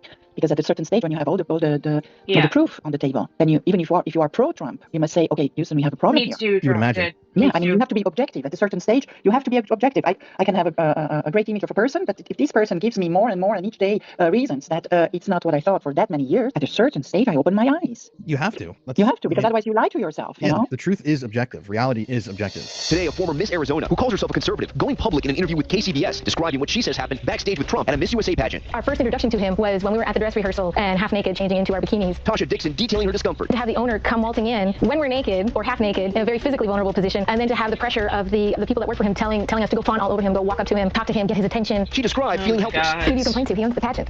So there's no one to complain to. Everyone there works for him. Soon. Thursday night. You going up the escalator? I'm going to be dating her in 10 years. Oh, God. Okay. When we were in New 10 York, years. complain to. Everyone there works for him. Soon. Thursday night. You going up the escalator? I'm going to be dating her in 10 years. Okay. Wow. When we were in New York City on media tour, they were doing a book launch at Trump Tower. You going up the actually escalator? said that. I'm going to be dating her in 10 years. Okay. When we were in New York Wow. City on media tour, they were doing a book launch at Trump Towers for the Universal Beauty book, and they had a bunch of former Miss USAs and Miss Universes. We did the red carpet, and that was tons of fun. And then they lined us all up, and Trump went down the line, and he shook your hand and, looked you over, looked you up and down, head to toe, and was just checking everybody out. A past interview with Howard Gross. Stern now making headlines. Trump talking about how he had free reign at his beauty pageants. I'll go backstage before a show, and everyone's getting dressed and ready. And I'm allowed to go in because I'm the owner of the pageant, and therefore I'm inspecting it. Is everyone okay? They're standing there with no... Is everybody okay? And you see these incredible-looking women, and so I sort of get away with things like that. Later in that same show, Trump is asked if he'd ever had sex with Miss USA Wow. or Miss Universe contestant. Have a comment on things like that. Give us the first letter. Things like that. Later in that same show, Trump is asked if he'd ever had sex with Miss USA or Miss Universe contestant. Have a comment on things like that. Give us the first letter. The first letter of the country. You had sex with me. How many letters are there? And another video where Trump is seen interviewing Playboy. Have a comment on things like that. Give us the first letter. The first letter of the country. Give us the first letter of the country I had sex with, and then he says, how many letters are there? You had sex with me. How many letters are there? And another video where Trump is seen interviewing Playboy playmates and basks in the glow of a question from CNN's Jeannie Mose. Have you ever dated a playmate? I refuse to answer that question. On the grounds that it may be true? It may be true. Thank you, honey. You're a sweetheart. Thank you. Sorry. Yes, thank you. Thank you, sir. I'll give you a tip later. Thank you. I'm telling you, Donald Trump owned the pageant for the reason to utilize his power to get around beautiful women. When it comes to Donald Trump and Jeffrey Epstein, the media is missing the smoking gun. Now, I've sat on this information for years, and I really didn't want to get into this because this is not in my job description, and it's very dangerous to come out with this publicly. The smoking gun is Miss USA and Miss Teen USA, the pageants which Donald Trump owned for years. Now, how do I know? Because I was one of the judges in these pageants. I trained dozens and dozens of the winners and the runners-up in public speaking to promote their platform. This is all I'm going to say about this. If you're in the media and you're looking for information, start with Billy Bush. Billy Bush hosted the Miss USA, Miss Teen USA multiple times. Nancy O'Dell is another one, and then go down the rabbit hole from there. There are people that know a lot more than those two, but start there. They're celebrities, and start there, go down the rabbit hole, and I think what you're going to find is going to be very, very upsetting. Don't call me. I'm not going to comment. I'm not going on TV and talking about this. This is very dangerous to sit on. If you decide to pursue this in the media, be very, very careful. These people are dangerous. And Wow. you can't, I mean, just based on your story alone, that should be enough evidence to show somebody that their relationship was much more than brushing elbows at social functions and getting a picture together. But I guess this is the reason why Lawrence O'Donnell has taken the article of the New York Times and read it really from A to Z during his last word MSNBC podcast, because there were so many other I want to find that article and read it. also witnesses in this article, who makes it so clear. I mean, there's no doubt left, absolutely no doubt left. And therefore, I think this is the reason why he has taken this article once and forever, and also for the very first time in his entire last word experience, and he has taken word by word. And I think this is also when the click happened in the head of the people. That's another creeper right there, too. Holy cow. Ever since I was a kid, my hair stood up on end every time I saw this one. Where all of a sudden they realize, oh my God, she's not the only one. There is more and all related, and they all say the same. How come that many people say the same? I don't know them, they don't know me. We couldn't come together and put this story together. And this is what also the European journalists say now, that all the editors say. It is not possible that all these thousands of women say the same without knowing each other. So there must be a truth somewhere, and the truth is with us and not with him. 1,000,000%. But for that, you need a minimum objectivity, a minimum rationality, and a minimum of intelligence, And you would imagine if they're actually investigating this, they should bring in some of the victims/survivors Yeah. to speak to them, to interview them. Why? I hope it will why- happen one day. I hope I it will cannot believe happen, they're and I not hope doing it will happen in front of the Congress, and I hope it will be televised. And I just stop here for a second. Everybody that's watching, um, please go and give the Conspiracy Files a subscribe and thumbs up, and tell him thank you for his amazing content. Tell him that he came from my channel. Um, yeah, thank you very much for doing this. Your content is fantastic, and we appreciate your work so much. Um, yeah, so thank you very much.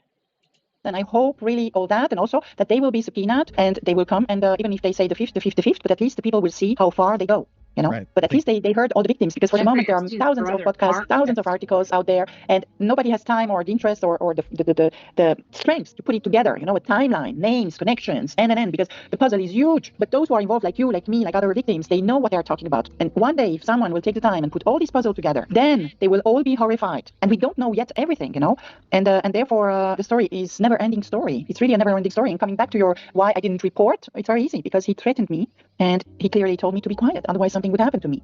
And that was in the 93. And then later on, I went on with my life, with easy family and professional life. And you know how it is. You have no time for anything else than doing that. And then later, I got threats on social media. It is, and you have no time for anything else than doing. The mouth. The mouth. There's something I've been observing lately. I noticed it when he basically threatened Mark Carney in his Davos speech. His mouth. He does a specific thing with his mouth.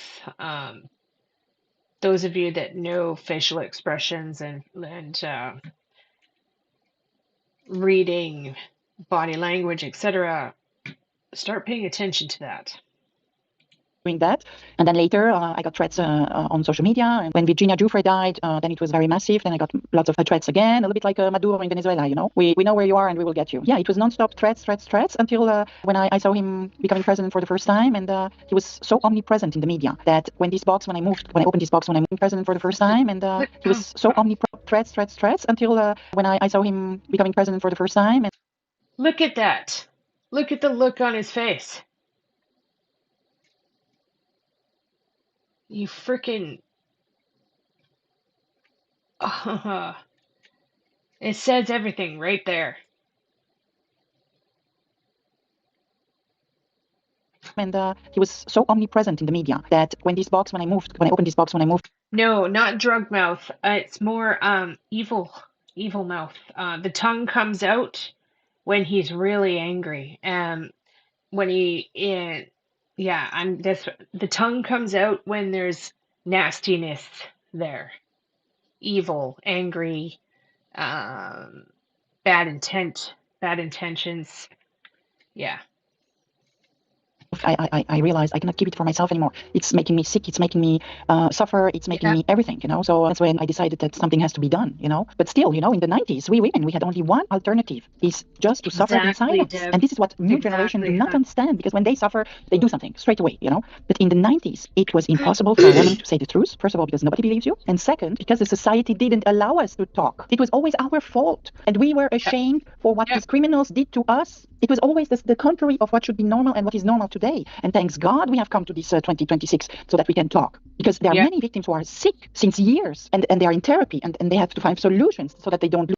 So many of them are starting to come forward and speak, and that is just fantastic. If any of you are watching this, please keep coming forward. Please keep telling your stories. Please demand that you get justice. Lose control, they still be operative and live their lives, but it's like an open wound, it never heals, and it always comes up. You try to put it down, you try to forget it, you put it in a box, you do everything, but he was so much omnipresent in the media that it's impossible to forget him. It was just impossible. But the threats are here. It's a serious thing, and it's dangerous. I mean, he can do so much, he has the power now. It really, even just listening to you talk, and that's just got me kind of like she emotional. Just said it. He has the power now, and he knows it. But the entire United States right now needs to take that power away from him. You have a criminal as your president. Like, it shouldn't have happened in the first place. He shouldn't have been allowed to run for presidency again. Like it should never have happened. He'd just gotten out of his court case. Everybody thought he was going to end up in prison. And next thing you know, he's running for president. It shouldn't ever have happened.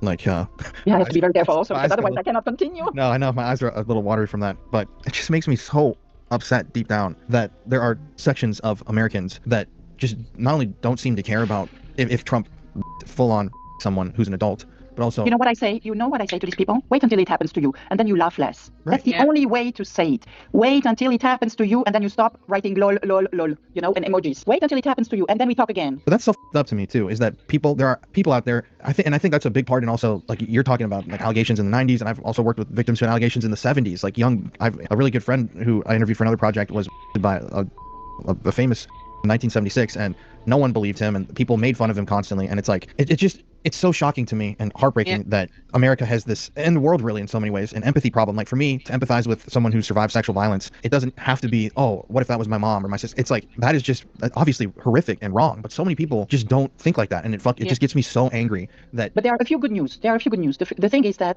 when I compare my story to the one of the 27 other women, for example, it started in the 80s, 90s, and it went on. They never had that much coverage in the media. They were never listened to. They were treated like liars. And today... She just said 27 to 28 women.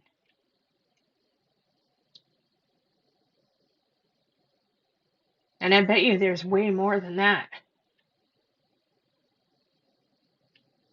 All of a sudden, victims are heroes. And therefore, I think we have made a huge step for humanity this time. And also because finally social media is on our side. Before you had a few articles, people read it or not, but it landed somewhere, you know. But now it's online and people can go and search. And those who really want this to read, they know how to read between the lines. Amazing. And I think also when I compare with 2024 and today, it's a huge step. And also because there are more and more victims. And when you have... We heard, okay, Deborah's comment... We've heard news here in Australia that Trump is looking at buying property here on the Gold Coast and building a tower right in my suburb. We're all against it except the tall poppies here. Oh, I'm sorry, honey. I hope it doesn't happen.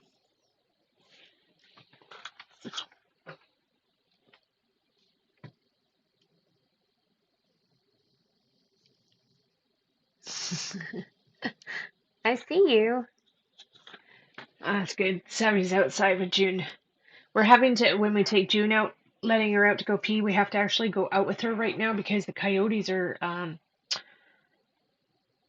mating. It's mating season for the coyotes, and they're being super aggressive. They actually attacked a lady's ducks the other day. And another dog, there was a dog attacked as well, so we actually have a warning out to watch over our dogs when they go outside. Yeah. So, it's all over your news. I'm so sorry. I hope it doesn't happen. More and more victims, you have more and more pain. And there are many victims out there who didn't come out yet and who didn't tell their story, but they suffered from inside and they recognize themselves in this crazy society. And that's why we have so many people who are with us today. And even though it sounds a big progress on one hand, it is a huge, I think, a huge step for humanity, because it couldn't happen in the 90s, it couldn't happen in 2000, it couldn't happen in 2010, and even in 2020, the society was not ready. And I think our society is ready today. And that's why I never think about all these people who don't understand or who don't show sympathy for us, because I don't need any empathy from anybody. I just want justice, truth, and saving lives. That's the only thing that I want. Yeah, somebody's dog in the neighborhood got attacked the other day. It was terrible.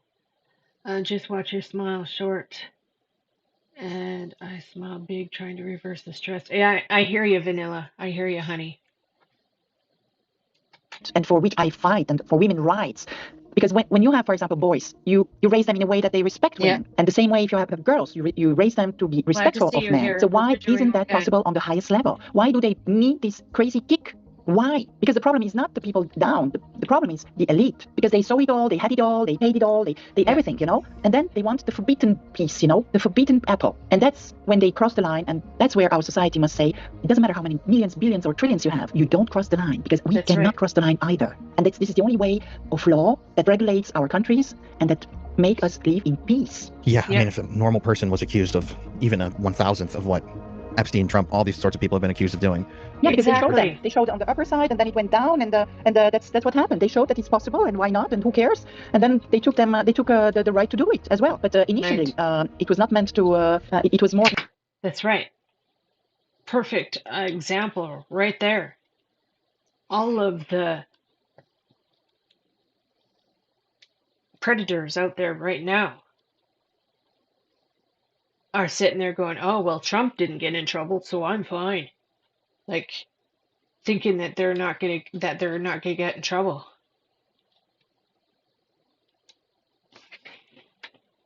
In the elitary society, because it was the non plus ultra, to do these games. They were so bored from life that the only toy they found is playing around. With, yeah, the forbidden fruit is a really great kind of analogy there on, like, because a lot of people always wonder why.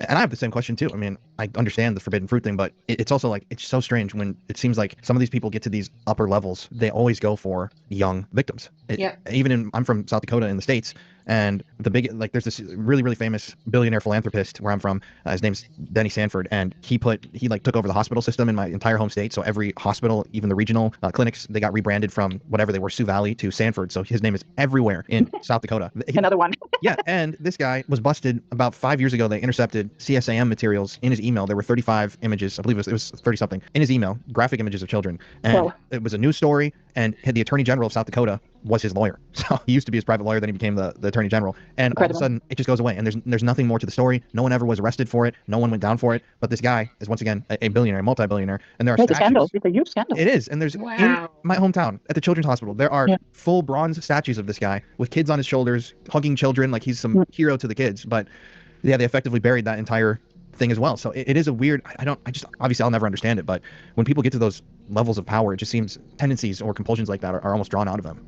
Yeah, you said something very interesting now. It's again a millionaire or billionaire, and it's again someone who can afford it. When you think about this story, it's the consumer and the market. When you have a drug portion, it costs 20 Swiss franc, for example, and if you want a child, it's 20,000. So of course, human trafficker, they choose children because it makes more money, and that's also something. So who can afford a child for 20,000? You have to be a millionaire, billionaire, or more. Summer Wells case. I told you guys in the beginning of this, and everybody that knows my readings knows my stance on it. I don't believe Summer Wells disappeared because of trafficking, okay? But I believe there was trafficking happening before she disappeared. Like, big time. I'm getting, my readings tell me a year to a year and a half beforehand. Yeah. It's horrific. If I'm right, we won't know until there's justice. So in other words, if that can be stopped, then it would make a change, because not everybody can afford 20,000, you have to be in a certain liga to pay 20,000, and especially on a regular basis. And this is also something, there is a lot of money who came from Trump to Epstein. And what was very interesting is that each time he transferred 30 millions, it was before he took the plane to the island. So in other words, Epstein was very intelligent, and he told him, okay, if you don't pay, you don't come. All these things are related, Who can just afford 30 million just like that to take the plane and go and have fun? Yeah, and not many people can. Why so it's on black and white. Each time he went on the plane, he paid 30 million to Epstein. So Epstein didn't do it for free or for friendship. He did it for the purpose of business. 30 clearly. million. So if you want to consume, you send me first the transfer. So he was very clever as far as that was concerned. But someone has to stop this trafficking. Someone has to say no. It's not possible. It's not allowed. It's not ethical. It's not moral. No, just no. You do it among adults, that's something else. But if you have and you have this kind of needs, then go to the doctor first. So when you finished your time in New York at that time, did you get the impression that you had been brought there specifically with the intent to be propositioned to be potentially brought into trafficking, or do you think that the pageant was the main reason, and then that was kind of like a side play? The pageant was a pseudo excuse. It was a cover-up. It was an ambush. And how did that feel for you when you were going back home after this obviously extremely traumatic and confusing experience? It was a catastrophe. My entire American dream has fallen into parts. My entire New York dream has fallen into parts. My credibility in men, my trust in men, I was down, and down again. I have never been that down in my entire life, and that's the reason why I put everything in the box, because I just couldn't. I was lucky enough that I could go to the bank, back to the bank, and work and forget all this shooby-doo, because I was in pain, I was suffering, I knew I couldn't do anything about it. I was trapped. It was a dilemma. It was a huge dilemma for me. That was the worst nightmare in my entire life. And in the 90s, that was something. But then today, with everything we know, also the extent with the connection with New Europe. It was you American, you focus a lot on your country, and we focus a lot on Europe. But now this network, this Jeffrey Epstein network, has taken another dimension. My story is no longer just People Magazine's story. It has become political, because they have found, it was in December last year, the NZZ, which is Neue Zürcher Zeitung, your pendant of Washington Post. There is a great journalist there who investigated, and he found human trafficking out of Switzerland to Epstein, banking connections, and then, of course, with Italy and Spain and France, and the ramification and the connections within Europe are huge. And also Netherlands, the Princess of Netherlands was also one of the girls. Everything is slow, it has taken 1 year until America waked up, and now Europe is waking up very slowly. It's a slow procedure, because all these high-profile people, they have also the media in the hands, or their friends have the media, and they cut many stories. Thanks God, the British are very open and neutral, and they bring the stories out. The connections are huge. They are huge. And even Switzerland, we had human trafficking out of Switzerland to America, to Epstein directly, with modeling, with models and younger girls also. So can you imagine the wake-up call we had here in this country when this came out, this article that I have also online? It's in German, but there are many others who have taken it over and translated it into English. Therefore, this is also a very important point. It's not just from Epstein America. It's the entire world is in this mess. The entire world. Epstein had real estate in France, in Paris, in south of France, and he was working a lot with model agencies in Paris, and they brought girls from Eastern Europe first to Paris. They got them visas, and with these visas, they send them then where the clients were. It's easy, because when you have these girls and also boys. Amazing interview. Again, please go and subscribe to this man's channel. It's called The Conspiracy Files. This was just fantastic. Who wanted to be a model at any price. It was not difficult, and then the next door was trafficking, and this is something that many Americans don't know, but it's really, really huge, and it's coming out step by step now. Many people are afraid, and many journalists are afraid to bring it out, because there are so high profile people involved in Europe that you cannot even imagine. Yeah, obviously when you think of Epstein, that's how my conceptualization of this was a few years ago. He got these victims from kind of Florida area, and it was almost kind of self-contained, and he had a British connection, and Prince Andrew, and then Trump. But as the years have gone on, it really is, it seems like an impossible task to actually piece this entire thing. I wonder if there's a connection to Canada. That's a question. If there's anybody out there watching and you have gone through all the files already, is there anything out there about Canada? Anyone in Canada? Is there any connection anywhere? I know I saw an email earlier today where he was booking tickets to fly to Vancouver. But that's the only thing I've seen so far. Together, or for someone to investigate, because it's so vast. You could investigate in, like, let's just say Switzerland, and find 15 different rabbit holes that each have splinters of their own, that lead to more victims and more perpetrators. Yeah. It's daunting. It's really frightening to me when you think about. Oh, there is a huge problem in Canada. Yeah, even in my city there is. We had a statement come out, I think it was last spring. They were flat out warning young girls to be careful, because they were snatching girls up off the street here. How much we know and how little what we know right now really represents how small of a piece of the entire puzzle. Yeah, the rabbit holes are extreme. You have pointed out something very important here, because I think there is no person on this planet who can put the puzzle together. Everybody has a part of it, and because it's so complex, nobody will ever make the round. Nobody will finish the puzzle. Nobody. It's impossible. But for those who are in there, I think if a consortium of journalists from around the world will come together in a task force, of course you have to finance that, but an international task force of specialists of criminality and of human trafficking. Yeah. There are many out there. Maybe they listen. They can come together, and these specialists, they can do it. But we have to be realistic. It will always come to an end very quickly, because the people who are involved on the highest level are so powerful that they will stop any investigation. Yeah. And we have to be really realistic. Even when you see what the DOJ is doing now, all these dirty games. I mean, this is a joke. It's an absolute joke what is going on with this DOJ now. And this is a typical example of what happens, when you start something that big. They just stop. This town I'm in here is very, very, very wealthy. Like, I'm in one of the most wealthy cities in Canada, and there's a lot of power in this town. A lot of power in this town. It's Crazy, really. Savvy's driven me around and shown me some of the houses here. The up here, they call it the what do they call it? Sorry, I don't know. The Northern Hollywood or something. Like up here, it's another Hollywood up here. Filming up here in Canada, especially in British Columbia, is a huge deal. Um, Spielberg has a house in Vancouver. Um, yeah, it's a big thing here. Stop it.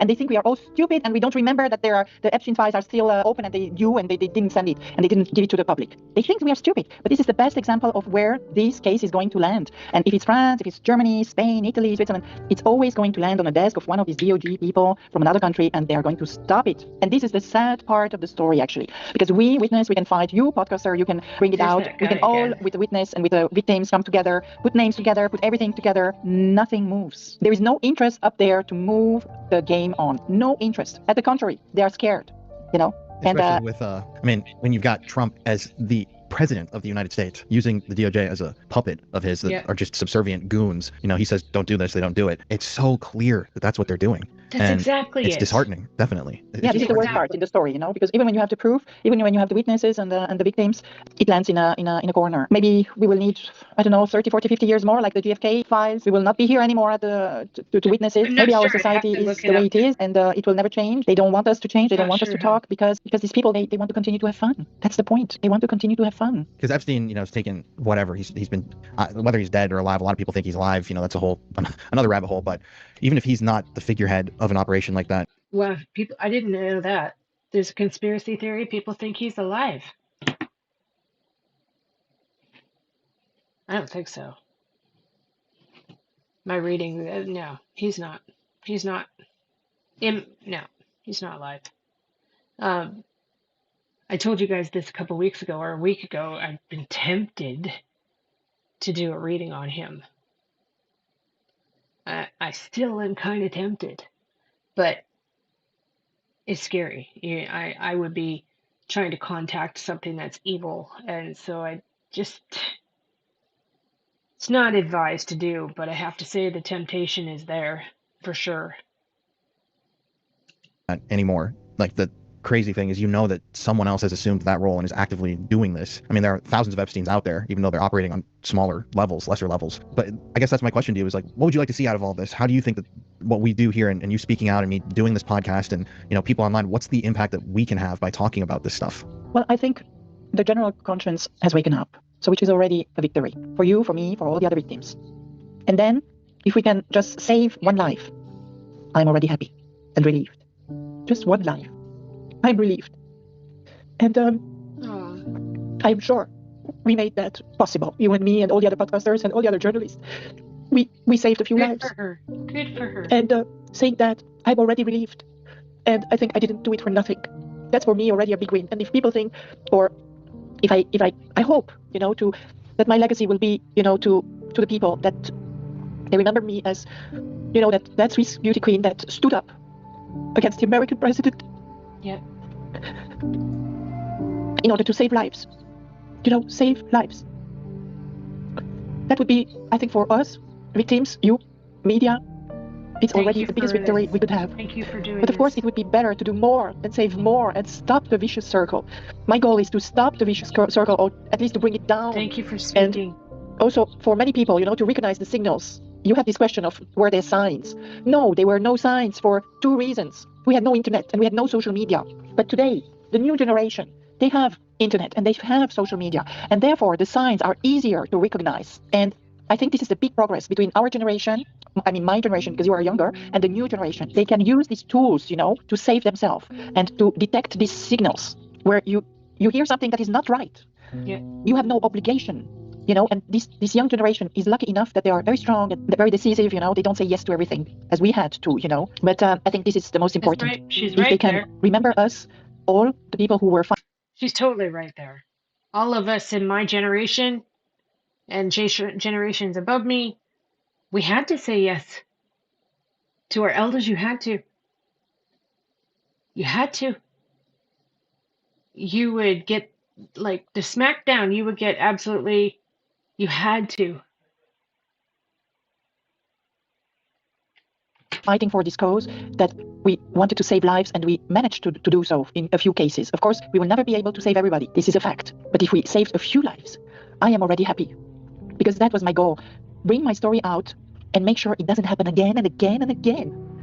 That was my only reason of fighting, and it is still my fight, even if it's going to be my last fight.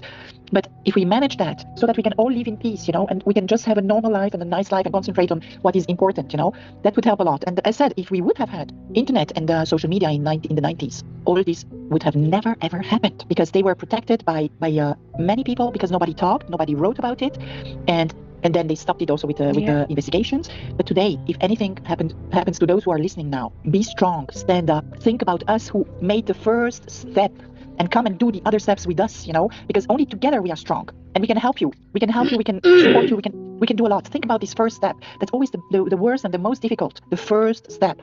And we did that step for you, all those who are out there, so that they don't have to live this horror again. And I think this is what we are fighting for, all of us, and especially also those who have children, because as we said at the very beginning, you don't bring children on this planet to destroy them. I think this is a clear message for me. If we managed to save lives, then it was worth fighting. It was worth suffering.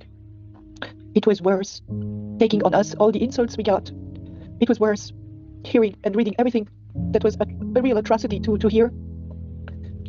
And in the same time, there are many people out there who support us. There are many people who are kind. There are many people who send us messages of courage, of love. And all those I would like to thank also, because it takes courage also to write on Instagram or somewhere else these kind of messages, because they know there are many who will come against. And I think we have also lots of normal people around us. Thanks God, They're not just insults and threats. There are also people like us, and many who don't have the courage, but they are with us and they write us. The world is watching. We are with you. We are in Netherlands. We are with you. We are in Greece. We are with you. There are so many of these messages that I get. The world is watching. Be strong. Continue. Don't give up. And this is phenomenal. This is absolutely phenomenal to see and to read that. It gives me the strength to say, I don't see him as a president. I only see him as a man. Because if I would see him as a president, I would never be able to do what I'm doing. Yeah. And these are the moments that are so important, that you're not alone. And I remember this is what I heard the first time when I came out with the article. And I was contacted by the Women Against Trump. And the first thing one of the ladies there told me, you are not alone. And this was for me the biggest strength that she could give me. And that's the reason I posted also always with the girls together, so that people see it's not about me, it's about all the others too. And when I posted this picture, at that time I was not shadow banned, and it made over 330,000 views, and the comments were positive and everything. So this is also something that many people don't understand. You cannot have the strength each day to hold so much pain on your shoulder. You know what I would love to see one day is, justice come and these predators are actually in jail and justice, right? I would love to see her able to stand up on TV and be like, we did it. I would love for her to be able to stand up and say, we did it. Hi, Scorpio Moon. Sure. It is not human to hold all this pain, but in the same time, if it serves the others and if it helps the others, then I do it. And I do it until my last breath. And I don't know why I had to be the one that opens the door. I don't know. I will never know. Nobody will tell me. Nobody will explain me. But I did it, and I will continue as long as I have the strength. Good for you. But it's very, very complex. It's not as easy as it looks, No, it's not. You have been such an inspiration to so many people, and I want to highlight your comment. I didn't expect to be crying this much before 11 a.m. I'm sorry. I'm sorry. No, it's you're such a powerful speaker, Beatrice, and you don't even know how many lives you've saved personally. One story getting hundreds of millions of views just for yourself. Just think how many young women, young men with everybody who may have been in a position of sexual or have been victimized that have just read your story and been inspired to come forward. Okay? So I don't think share a it out person to like everybody. yourself, you've saved one life. I think you've saved hundreds, thousands, an uncountable number of lives, and what you've done is so important and powerful for those people. And I think, I mean, Share her my whole story. life, I haven't been a person that believes in anything really like a God or a universe. I really didn't until I got sober and kind of found not religion, but that there was something that had given me a purpose. Part of that purpose has been exposing these things to my followers. That's why I've kind of dedicated, and I've spent tons of money producing these documentaries and driven myself to the point of insanity, working every single day on these stories for the last few years. But when you say, I don't know why I was the one, and this is just my opinion, I feel like that's because you were meant to be that person, whether it's some sort of higher universe or energy or something. You were meant to bring this to light, and look at what you've done. You've done it all, and it's growing every single day. So I think you can sit at the end of the day and know that what you've done is not only enough, but it's brought us together. Like here I am in Texas talking to you. Yes, absolutely. It brought us together. Yeah. That's really what it is, and I believe that with my heart. I know it's kind of cheesy, but I'm just so glad. Thank you so much for your words. It's amazing. I really appreciate this human touch that you have. You know, it's getting so lost in these modern times, but it's important. You know, at the end of the day, we are all human, and we are supposed to be different from animals because of that human element that would make us think normally and behave normally.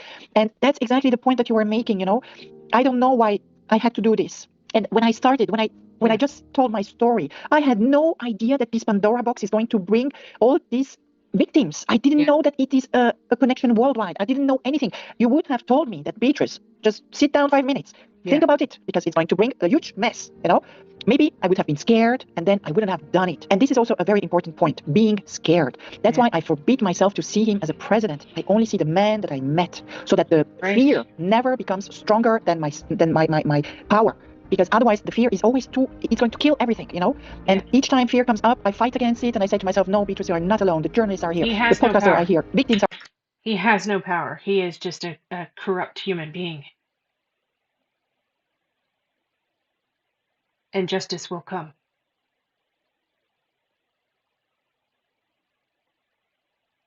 Nobody out there give this man any power. He has no power.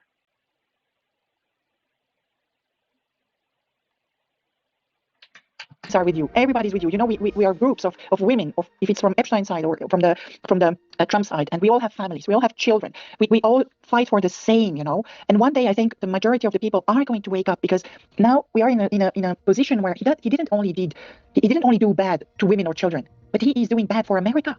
He has taken America in hostage. You guys, you are bleeding because of him. And I guess this is what it takes, that the real America wakes up, and that America says, oh my God, this is not just about women. It is about our country. It's about us, Americans, because he's hurting you now, and you don't even realize. He has taken you in hostage, and many people don't realize. But I think now with everything that is going on, you are going to wake up, because it's touching everybody. Now it's not just me. It's not just the 28 or the thousands of Epstein. We are talking about you, American, and you are over 300 million. I mean, in this 300 million, there should be some human beings too, no? You would imagine. Who understand that we are all fucked. And not only you, American, but also the entire world is fucked. And we are because of one person. How can the entire planet be because of one? Normally it's the opposite. But we have only one to fight. And today it's not me. It's not me anymore. I just opened the door. But today, you Americans, you have to ask yourself the right question. Are you going to let yourself killed on the street? Are you going to let yourself starve of hunger? Are you going to let your children die from no health insurance? And the list is huge. While he is putting all this money in his pockets. I mean, after this interview, I think I'm dead. I'm not going to survive. But this is my opinion. You guys, you are now feeling it on your own skin. And if you don't feel it, you are not human. And those who feel it, those should stand up. And I tell you, if I am dead, I have never had the intention of myself, or I'm not. I have never been, so that this is also done and said. It has been written by all the journalists in Italy, in France, in Switzerland, everywhere. I am not. But what I'm saying, I know that it's going to hurt, and he will not like it. I know that. But the 300 million Americans that you are, guys, wake up. That's for me. Like it seems like Epstein would be the shaking, you know, wake the up. Like, what are we doing to most people? But it's finally, he's a good one. He's a good guy in the story. Finally, he is taking the good part. Absolutely. And this is totally crazy. You know, that we have come so far. That we waked up. You know, this is exactly what I was also thinking last day. I was like talking with friends of mine, and I was like, finally, this guy, he has brought us where we should have been for a long time. Unintentionally too. Of course, unintentionally, of course. But finally, he brought us there, you know. But you guys, you are in hostage. But he was right; they were besties, absolutely. Oh yeah, no, that goes to the beginning of your story. That's what we're talking about. Yeah. No, it's very complex. All this is so complex, and I wish I had the power to change many things.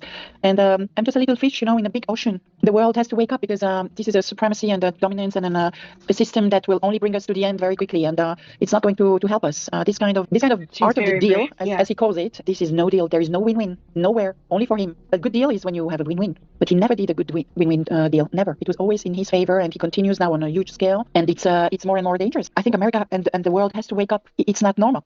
It's just not normal, and we cannot allow that to continue. Because I have a ton of people who listen to my show on different platforms, and I always get comments from individuals who were trafficked when they were younger, or they weren't even necessarily trafficked, but they were by a family member, or just suffered violence at the hands of whoever. So what do you have words of encouragement for those people specifically that might be listening to this episode, like what they should do? Because I always encourage them, and I say, I'm just really glad you're here, and I'm so thankful that you're even just present to be able to tell your story. But like, what would the next step be for someone who's listening who has experienced something like that? Because I feel like they're obviously going to be inspired by your story. I think the main point is you are not alone, and this is something that helps a lot, so that you find a place where you can talk about it with specialists, with groups of chats, with other survivors, with also groups of legal teams. There is a lot that has been put in place now. There is a lot going on because of these new windows, that have been created in a few states. It's the same for Epstein and Trump, or even anonymous people. If you don't want to go under because you suffer and the pain you have to put it out. And this is the only advice that I can give. I have kept it in me for so long that it almost made me go under because of that. But I was lucky that I was very busy, and I had a great life, a great family. And at a certain stage, I said to myself, if I'm not letting this out, it's going to kill me from inside. Yeah. And don't do the same mistake. Go and get help. Go and speak to other victims. We are many on the social media, and many are helpful, and many will show you the way to go and to do the right thing, and especially to work on yourself and don't keep it inside, because it's like a time bomb. It can and will explode one day. It's just a question of time, and there will be a moment that it brings it out, and don't bring it so far. If you suffered, go and get help, and please.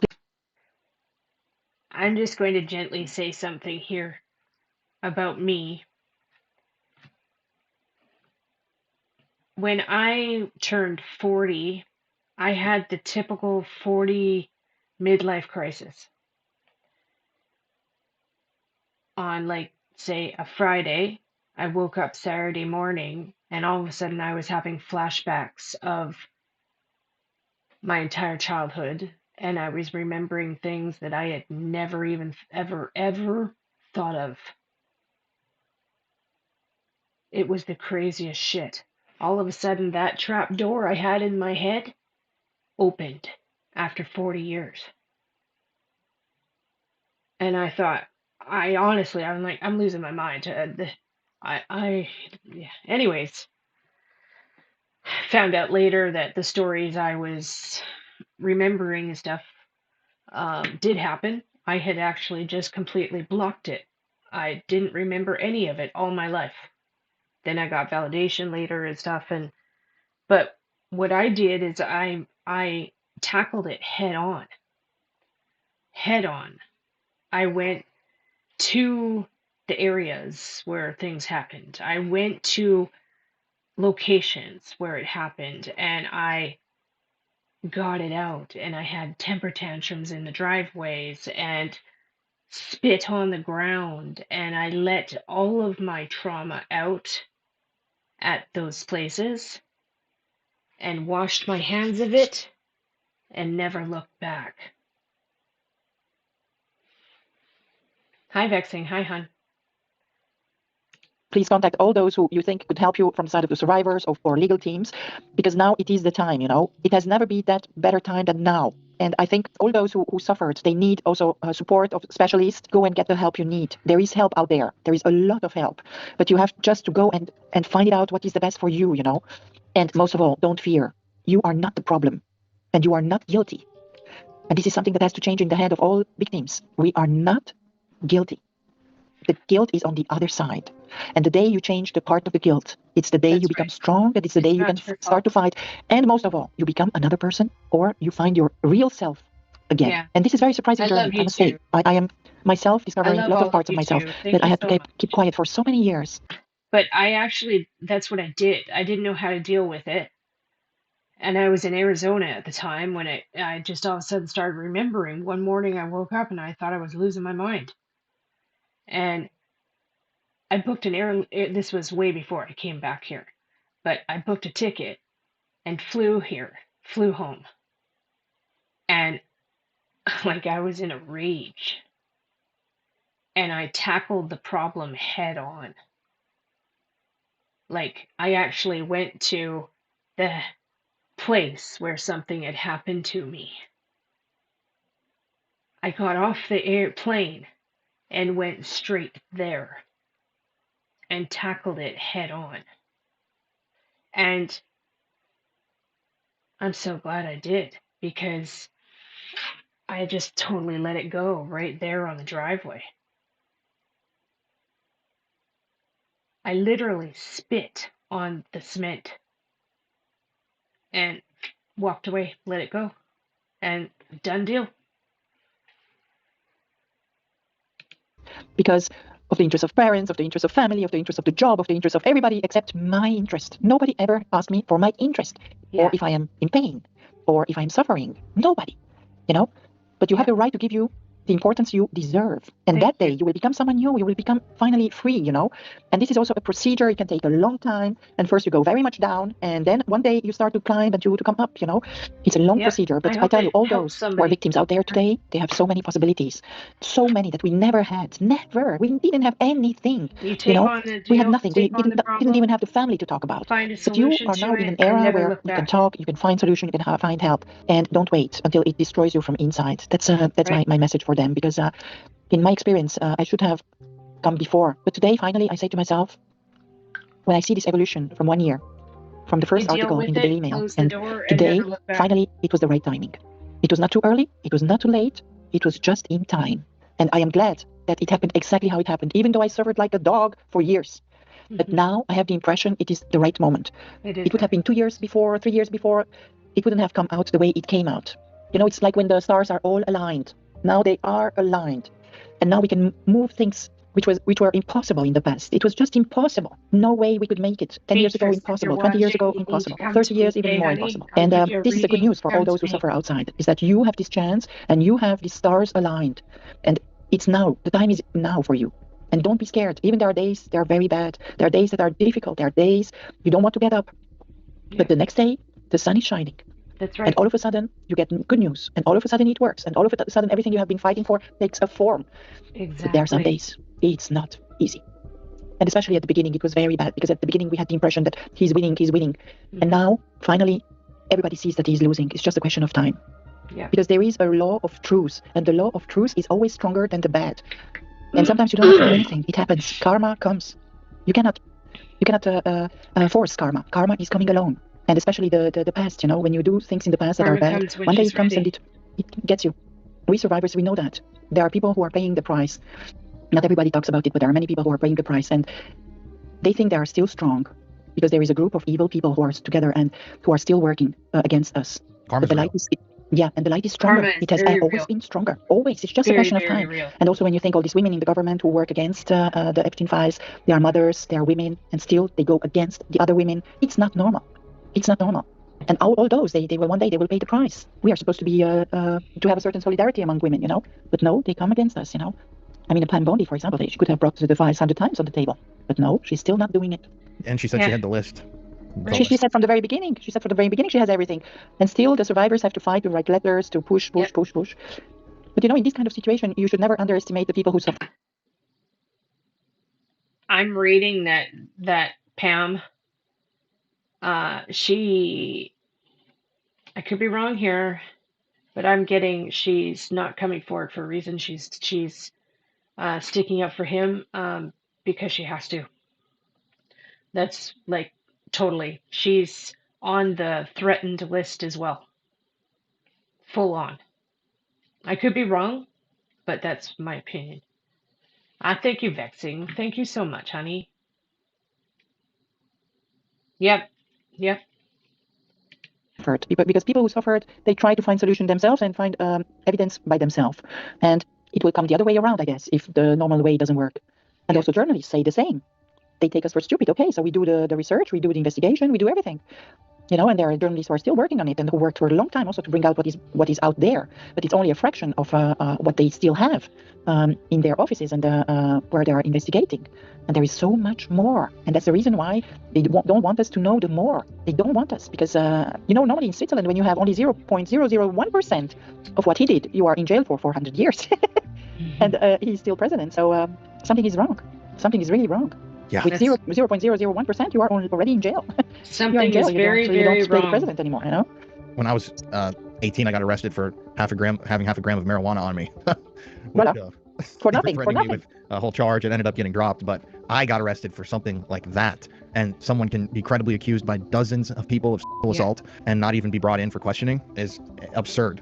You know, they all play the same game. It's like they learned it by heart, you know, do everything so that these people don't get too close to us. And we keep the distance. We create an image that is not real. We create everything. We delete everything that is not good. And one day, everything comes back. And always, the darkness, always, whatever's done in the dark gets brought into the light.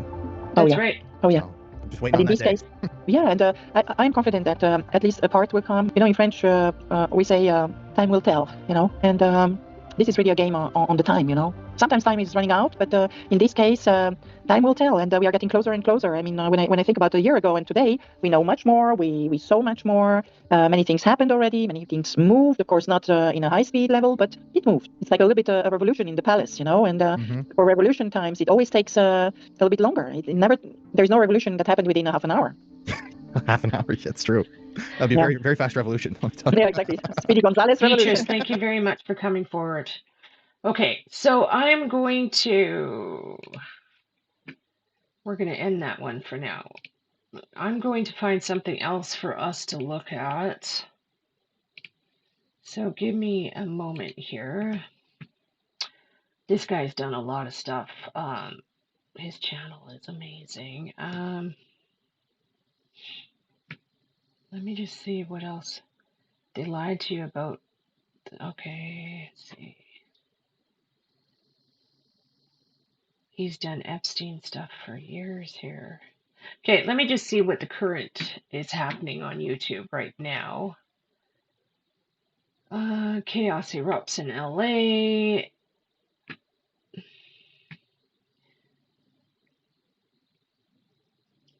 My algorithm on my YouTube now is all about Trump.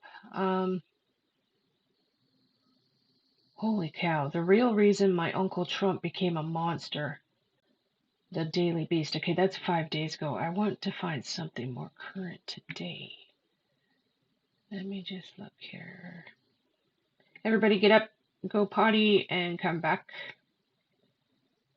I think we'll take a 5-minute break. There's so much stuff here.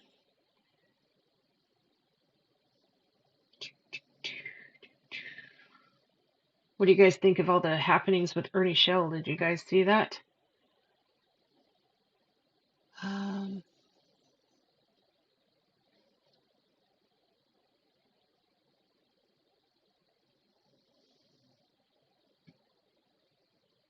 Epstein, Elon Musk. New Epstein docs reveal Trump compromised by. Now this is interesting. This is a bit scary. Compromised by Israel.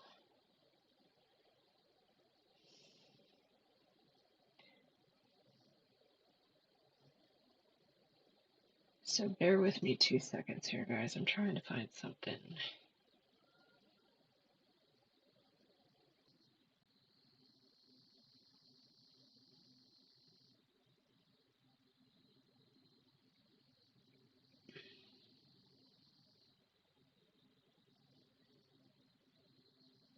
Crazy stuff. Just absolutely crazy, crazy stuff. Okay, let me Google Trump. Epstein files today. Let's see. I want something today. Yes, Trump is in the Epstein files. Yes, he sure is.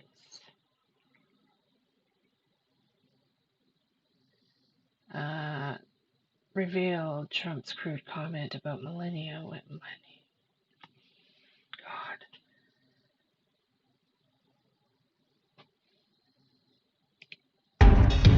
He kept coming out of the bedroom saying, "Wow, what a hot piece of ass."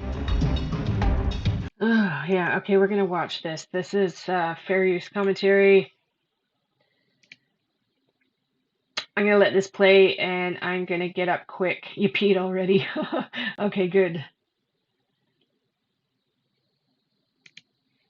Everybody ready? Wow, what a hot piece of ass. Those words, raw, blunt, and deeply revealing, are now resurfacing in a newly released redacted email dated November 9th, 2016, the day after Donald Trump won his first presidency. The email, sent directly to convicted sex offender Jeffrey Epstein, captures the sender's shock at Trump's election victory. But buried inside that disbelief is a disturbing recollection, a weekend flight years earlier aboard Trump's private jet after a visit to Epstein in Florida, the same weekend Trump first met Melania. According to the email, Trump repeatedly emerged from the bedroom, boasting about her looks. "Wow, what a hot piece of ass," he allegedly said. The writer's reaction? One word: nuts. Newly unsealed Epstein files, nearly 3 million documents released by the U.S. Justice Department on Friday, are now shedding fresh light on the social circle surrounding Jeffrey Epstein and his longtime associate and girlfriend, Ghislaine Maxwell. And among them, there are also emails allegedly sent by Melania Trump herself. In a 2002 message addressed simply to G and signed Love Melania, the former First Lady praised a New York Magazine profile of Epstein. "Nice story about J.E. in NY Mag. You look great in the picture. Friendly, familiar, almost casual." The email goes on, talk of Palm Beach, travel, waiting for a callback in New York. Nothing explosive on its own, but context is everything. Maxwell, now serving a 20-year sentence for sex trafficking, was a central figure in that very article. Epstein was portrayed as a powerful, globe-trotting financier, and Donald Trump? He was interviewed for the piece. His words then echo uncomfortably now. "A terrific guy," Trump said. "A lot of fun to be with," adding that Epstein liked beautiful women, many of them on the younger side. Fast forward to today. These revelations land as Melania's new Amazon documentary premieres, chronicling her life ahead of Trump's second inauguration. Old photos, old emails, old quotes, and a question growing louder. Her documentary is, again, a distraction. Like,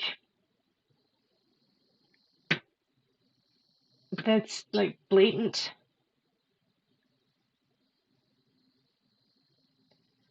President Trump gaggles with press on Air Force One. 3 hours ago? Hello, everybody. How are you doing, Mr. President? I'm very good. We had a good time at the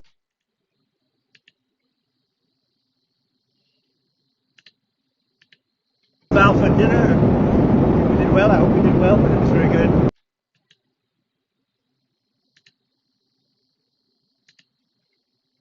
The nerve of this guy. I just... Tremendous people. So what's up? Sir, could you give us an update on where you're thinking? Tremendous people. So what's up? We did well. I hope we did well, but it was very good. Tremendous people. So what's... See the jaw clenching? The jaw clenching. What's up? Sir, could you give us an update on where your thinking is right now with Iran? If you have made a final decision on what you want to do? I mean, I certainly can't tell you that, but we do have very big, powerful ships heading in that direction, as you know. I can't. Big, powerful decision on what you want to do. I mean, I'm sure your thinking is right now with Iran. If you have made a final decision on what... He just said there's ships going to Iran.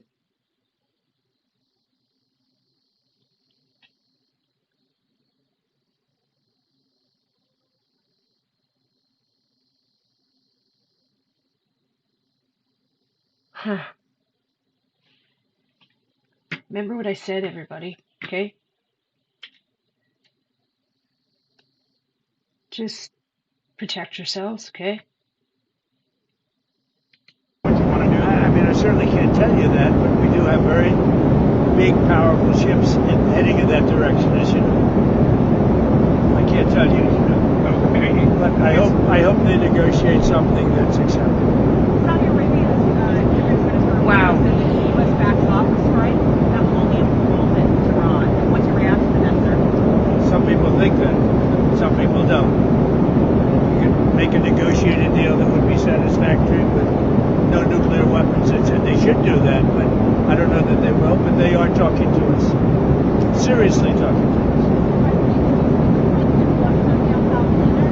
What about it? I did. Well, I met with Jeb Bush. I was on Jeb. I think you mean Jeb. No, I introduced him. Nice. He's a good fellow. And he's been very nice to me the last 6 months. I don't know what happened, but he was very nice. We had a good time. Mr. President, on your Fed nominee, Kevin Marshall, why are you willing to wait for Senator Tom Tillis to leave the Senate, essentially, until, if you have to, Senator For Tillis, I didn't say I wouldn't wait, but I mean, he's leaving the Senate for a reason, because what he asked for didn't get done. So it's one of those things. I think he may get Democrat votes too. I think he's so good that he'll probably get Democrat votes. He should. He's very good. My choice, my Fed choice, should get Democrat votes. Do you have a sense of what he's going to do as far as interest rates are concerned? I hope he's going to lower them. I mean, if you watch him on television, because I watch interviews and statements, I hope he's going to lower them, but he's going to have to do what he wants to do. Did he tell you? Did he make it? No, I don't want to do that. I couldn't do that, I guess, if I wanted to. Yeah, I hear you. I based it on quality. I mean, he's a very high quality person. He should have no trouble getting through. Wow, this is a long one, 20 minutes. About what? If they want help, they're always complaining. If you go in, they complain. They complain no matter what. We brought crime to the lowest point in the history of our country. Yeah, that's right. He's such an idiot. Give me such an idiot. All right, let's see what's going on the Twitter. Massive breaking protest. It's 12 hours ago.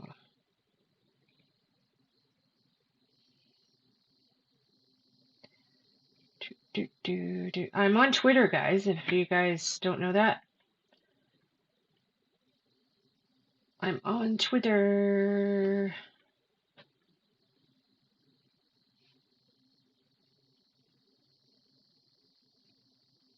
Okay. Let's see.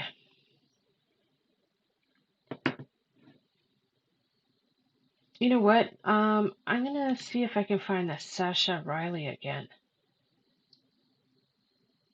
So bear with me a second here. I'm gonna see if I can find where we ended the Sasha Riley interview.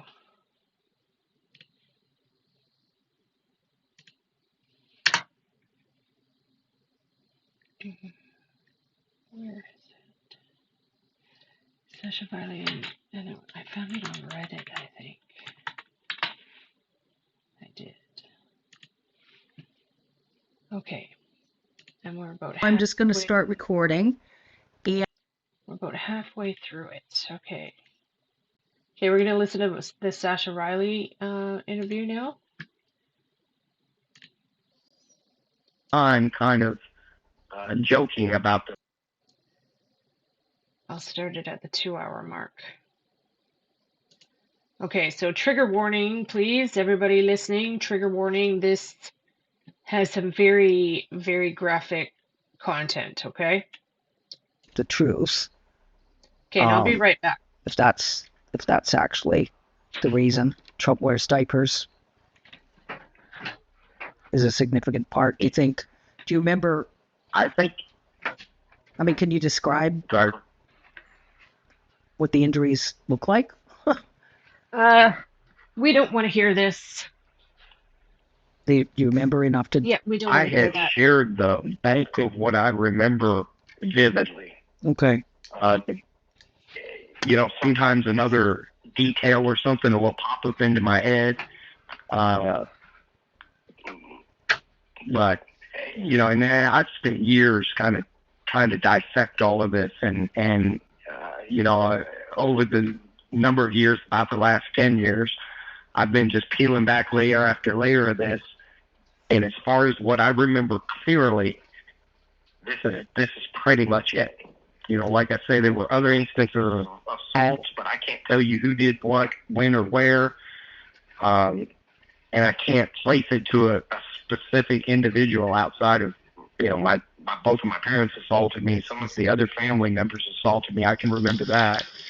But as far as anybody of any importance, those 5 names that I've given are the only ones. The 2 that were there, and then the 3 on the gentleman named Donald Trump. But there were other people at those parties, and those people were important. I just can't point a finger at them and say for sure.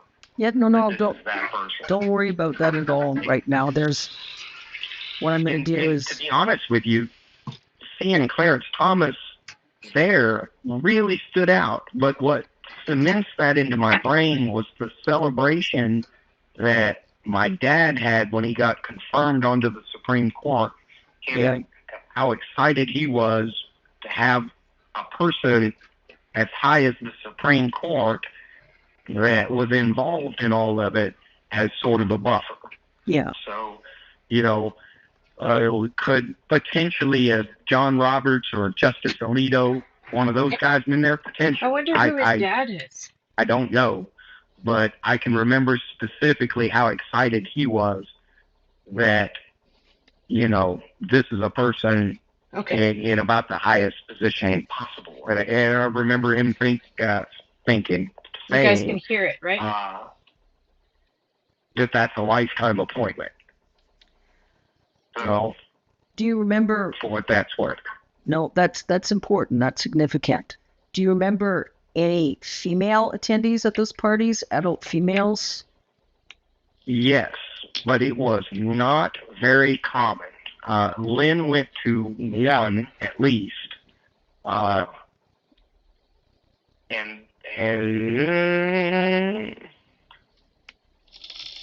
they were rare. Most of the women that were at these parties were... That's a good idea, Kay. Escorts or children. Every person in the States. So there were some adult escorts at some of the parties for sure, and then there were possibly, before it got down to the smaller group of people at the end where they really did the more brutal, more heinous stuff, that was always just a bunch of men. I can't remember women being in a smaller circle other than other people being trafficked. I can't remember any women being there. Besides Trump, could you identify any of the rest of the men, of those 8 to 10 men that were always in the court torture group? If you saw the photos? He would be the only one that I could clearly say that this person. The rest of them, I didn't think they were going to kill me. Yeah. So they just kind of go into the memory bank of just something else bad. And if you haven't hit the thumbs up yet, please hit the like button for me. And if you're in the background listening, please subscribe if you're new. No, the only ones that I remember are the ones that I thought were dangerous, and then Clarence because he's black, and then Lindsay just because of his mannerisms. And I remember more. I remember seeing him and observing his mannerisms. What I remember even more is my dad and whoever he was with at the time kind of joking about those mannerisms. I can even remember somebody telling my dad to be careful because there were a lot of people at that party that were gay. So if he got caught like making fun of a rich person that was gay or at least had the mannerisms and demeanor of a gay person, that it might cause my dad problems. So it was kind of, we can kind of laugh and joke about this a little bit here, but you better be careful what you say around other people because a lot of these people are gay or at least have bisexual tendencies, and they may take offense to that. And these are people that my dad was not in a position to offend. They. Okay. Well, what I'm going to do, I'm going to get this recording here, this second recording, and backups and so on, and then I'm just going to spend the rest of Saturday fairly quiet, doing some peaceful things, which I highly suggest you do as well. Just whatever you like to do that you experience joy about. Yard work. There you go. If if it's not too hot outside. It was pretty hot yesterday, but that's kind of what that's my meditation, that or the gym, and I can't go to the gym today. Yeah, spend some time outdoors. Scheduled. Okay. Yeah. And then what I'll do, like I said already, I'd like to just get the text messages we've got and the recordings, and I'm just going to figure out in terms of, there's 2 recordings now, and thank you for being here, everybody. I'm just going to figure out whether I might just upload to a specific drive, and then I'm going to look at just in terms of the logistics with the recordings. Like I said, I'd like to just post them raw with a brief summary, and a totally different context. But a long time ago, I was speaking to some folks who are at NASA about climate crisis related, and one of the women that I know at NASA was talking about all the data they were seeing, and there was so much politicization of the data that Lynn was concerned that, was going to be a huge negative impact. Lynn's perspective in terms of climate crisis was, in terms of survival of the human species. And we'd had some discussion about posting all of these data from all these different locations, the North Koreans, NORAD, just so everybody could look at the data and they'd be like, holy Christ, what the heck is going on? And then it's like a bit more simple to try to get folks of different opinions, belief systems, to behave more unified. So slightly, obviously what we're discussing is quite different, but what's similar is, the truth has been suppressed.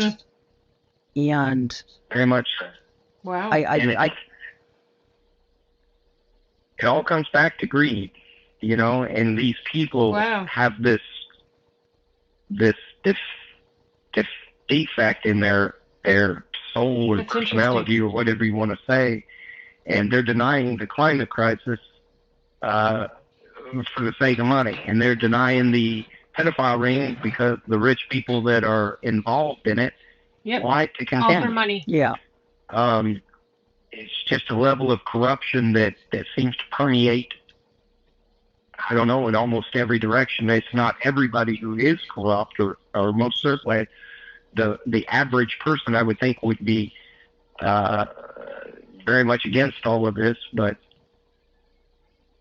not enough people in key positions to prevent it from happening. And that's... Yeah. And, to be honest with you, to some degree, it feels like the Democrats are just part of theater. Joe Biden had 4 years to kind of do some things, and it seemed like as far as policy went, it seemed like some things were going in the right direction. But where was the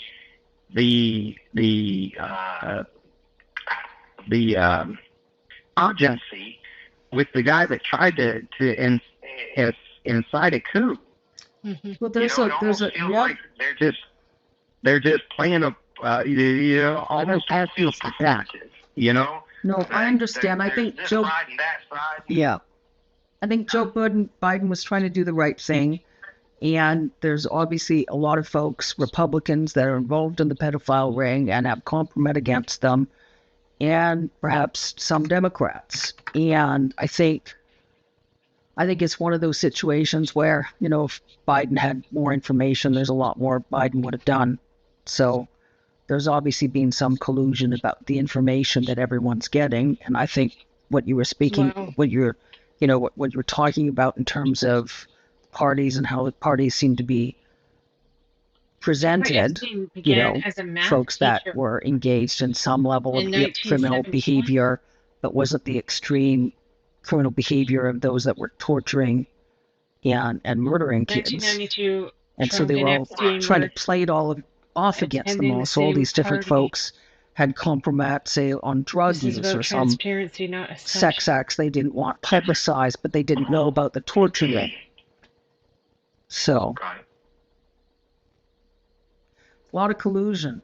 But there are decent folks, and there are decent folks that are trying to do the right Wow. thing. And Okay, let's pause for a second. Let's watch this. My name is Charlene Rochard, and I stand before you today not as a victim of rumor or conspiracy, but as a survivor of Jeffrey Epstein's abuse. Wow.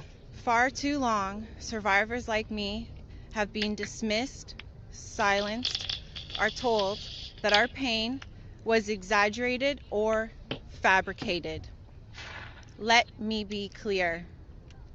This is not a hoax. My name is Charlene Rochard. Good for her. And I stand before... There she is there with him. Oh my God.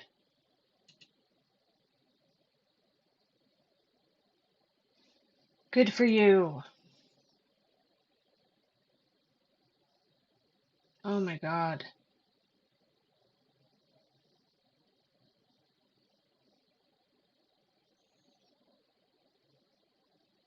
Apparently the royals are deeply sorry for the victims and deeply sorry for Andrew.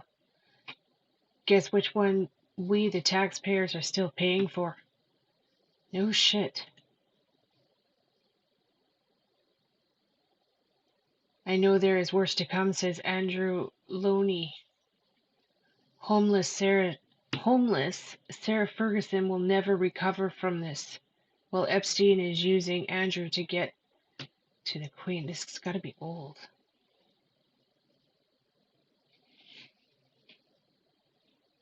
This must be old. Among the documents reveal that Andrew invited Epstein to a dinner at Buckingham Palace days after his house arrest ended. While a series of disturbing photographs appear to show that the ex-duke on all fours with over a woman, elsewhere in the document dumps, screenshots and scans appear to show the former prince exchanging emails with Epstein about meeting a beautiful Russian woman. My God. Andrew's ex-wife, Sarah Ferguson, also featured, with one appearing show her thanking Epstein for being the brother I've always wished for. Oh, Sarah.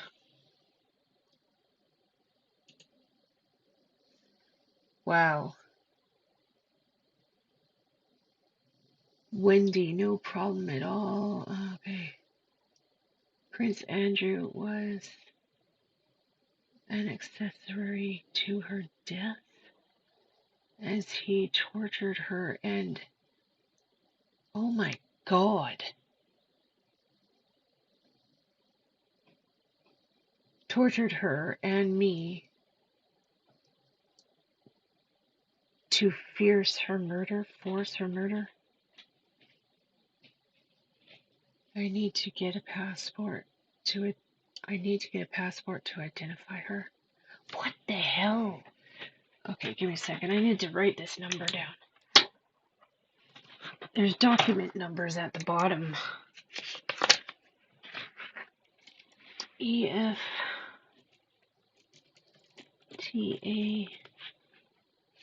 0004 0577. That's crazy. Wendy, no problem at all to include me on Epstein Maxwell notifications going forward, but I wanted to let you know that because of my something move, the office has transitioned, blah, blah, blah.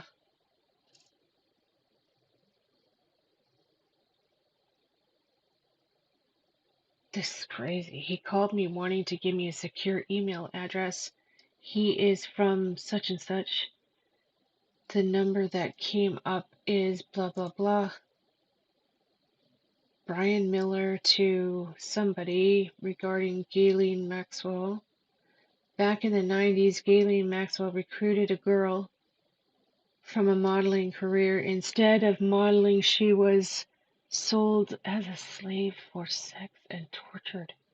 Prince Andrew was an accessory to her death as he tortured her and me to fear her murder or something. Oh my God.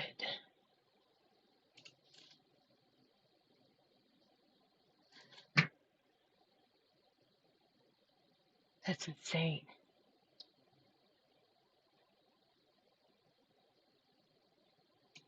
Something better be done.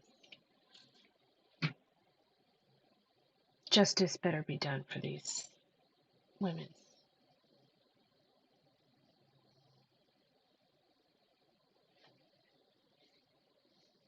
Glenn Dubin, Jeffrey Epstein, twins.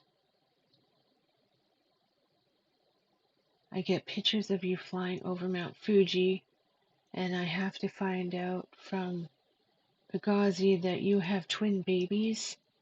Eva and I are so excited for you. Please send the pictures. And this is dated April 2016. Holy Dinah.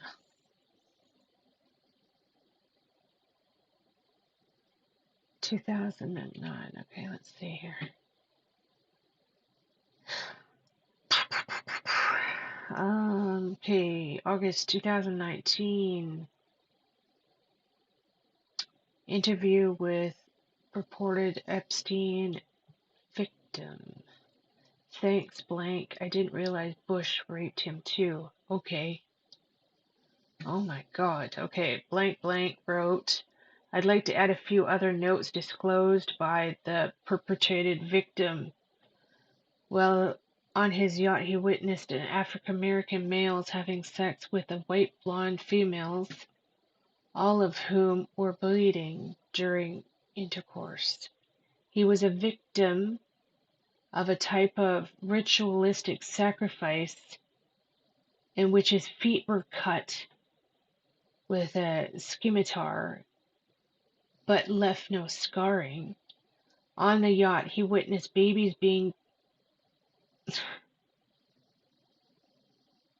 What? On the yacht, he witnessed babies being... I'm not even saying it. Their intestines... Not saying it. And individuals eating the... Oh my God. He was also raped by George Bush the First. Victim disclosed he was escorted to the FBI building by Michael Moore, who is the creator of True Pundit,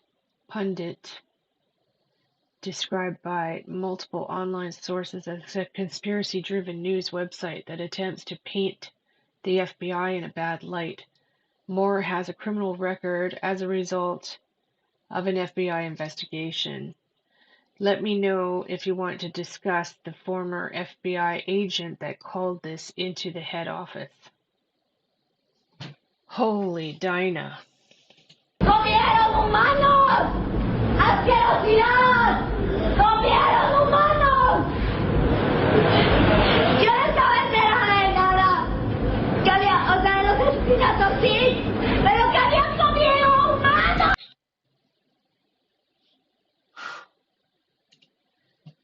Trigger warning. Trigger warning, people. Trigger warning. I think my computer just froze too. Give me a sec here. You're very, very welcome. I think my computer just froze. Oh, come on. Did my computer not like that? I have a brand new computer too. Come on.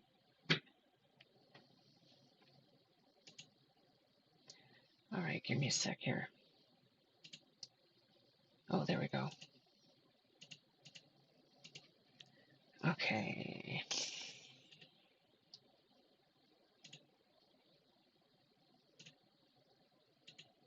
Okay, let's do this again. Epstein, let's say Trump. The Trump Epstein files, the Trump files. Let's see. So if you're on X, send me a follow. Follow me up. My profile's at the bottom bottom left hand corner. It's Terra Spirit 61495. Oh, the Midas Touch. This is a good one. Okay, let's see what they've got here.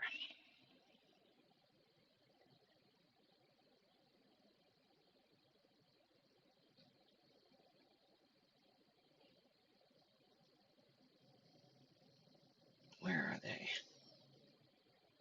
Unless I've got the wrong one. 4 hours ago. Epstein, do you think... Okay, here we go.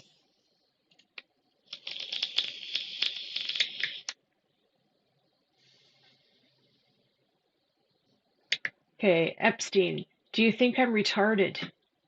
There is no one over 25 and all very cute. Jeffrey Epstein writes to Elon Musk after Musk says coming to New York for a UNGA would be a waste of time.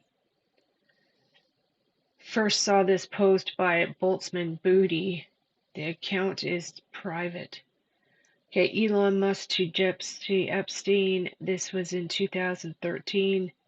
Again, do you think I'm retarded? I run and lead product design engineering for 2 complicated companies. Moreover, SpaceX is about to launch what is arguably the most advanced rocket in history. Okay, there's nothing really with that. Oh my God, here. Okay, here's a video. Unearthed Donald Trump judges the 1991 Look of the Year modeling competition organized by Elite Model Agency featuring participants as young as 14 years old. Oh my God. How did this Contestants participated in an exhaustive round of personal interviews. The 58 contestants participated in an exhaustive round of personal interviews designed to help our judges discover what makes each one special. Your 5'9" reading? Serious, huh? We may measure again tonight. Okay. Thank you very much, Amy. The concentration was intense inside the judging room. I don't like you as you are. And out. I'm just so excited. Each girl was considered not only for her beauty and poise, but also for her personality and that indefinable something extra that makes a top model. Okay, you want to pull your hair back 1 second? Okay. All right. Thank you very much, Ingrid. Good luck for tonight. Thank you. When it came time to choose the 21 finalists, emotions ran high as each judge expressed his or her opinion. Wow.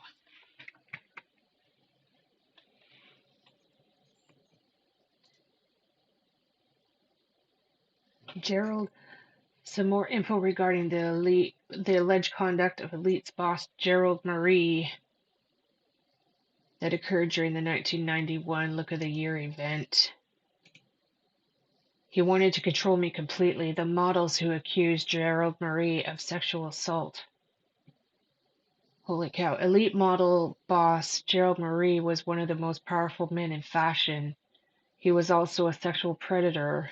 Was he also a sexual predator? As French prosecutors investigate, 4 women tell their stories for the first time.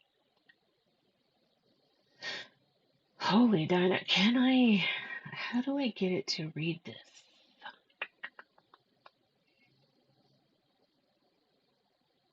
Okay. In 1991, the couple were among the celebrity guests at the final of the Look of the Year Elite's annual international modeling contest in New York. Evangelista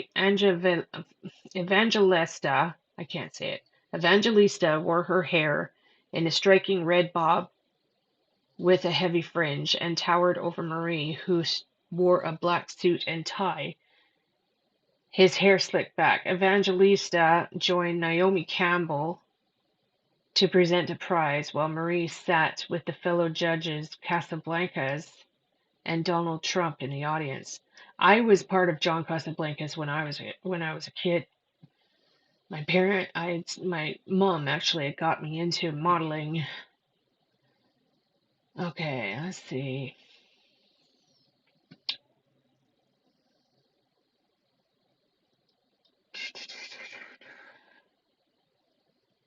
It's just lots of stuff here. I'm not sure. We'll get into it. The Look of the Year contest is the ultimate contest for women that want to go all the way in the modeling business. Featuring 58 of the world's most beautiful young women, competing for more than $700,000 in prizes. Wow. And the chance of a dream come true, a career as one of modeling's superstars. We'll take you behind the scenes and onto the runway. You'll see the fun, feel the excitement. You'll pick your favorite, along with our panel of expert and celebrity judges. You'll enjoy front row VIP seating at our gala evening, where one of these contestants will be selected as the girl with the look of the year. The Look of the Aboard the Spirit of New York. The ever-present paparazzi took advantage of the numerous photo opportunities, and everyone was entranced by the views. Despite the long day behind them and the work that lay ahead, the girls just didn't want to quit.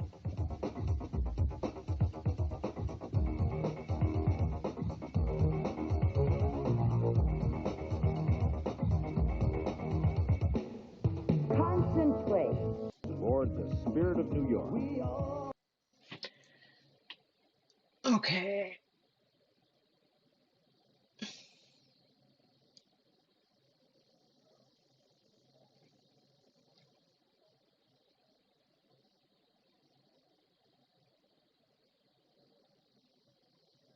Gerald Marie.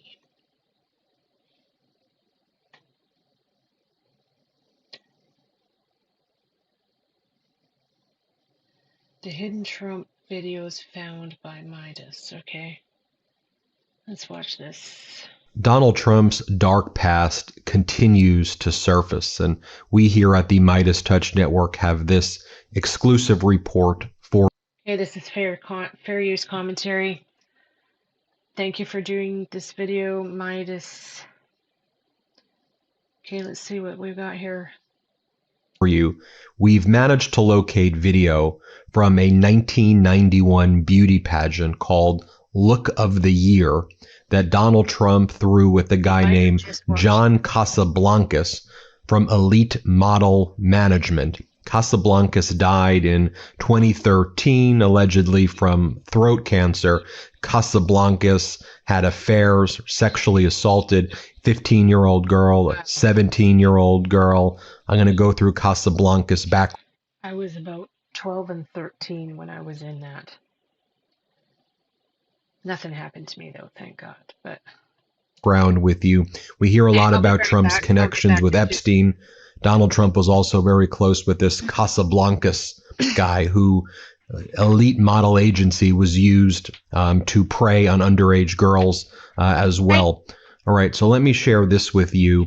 You have Donald Trump at this 1991 beauty pageant. Here are some of the photos that we have. You see him right here. The little girls would come into the room, again, mostly underage.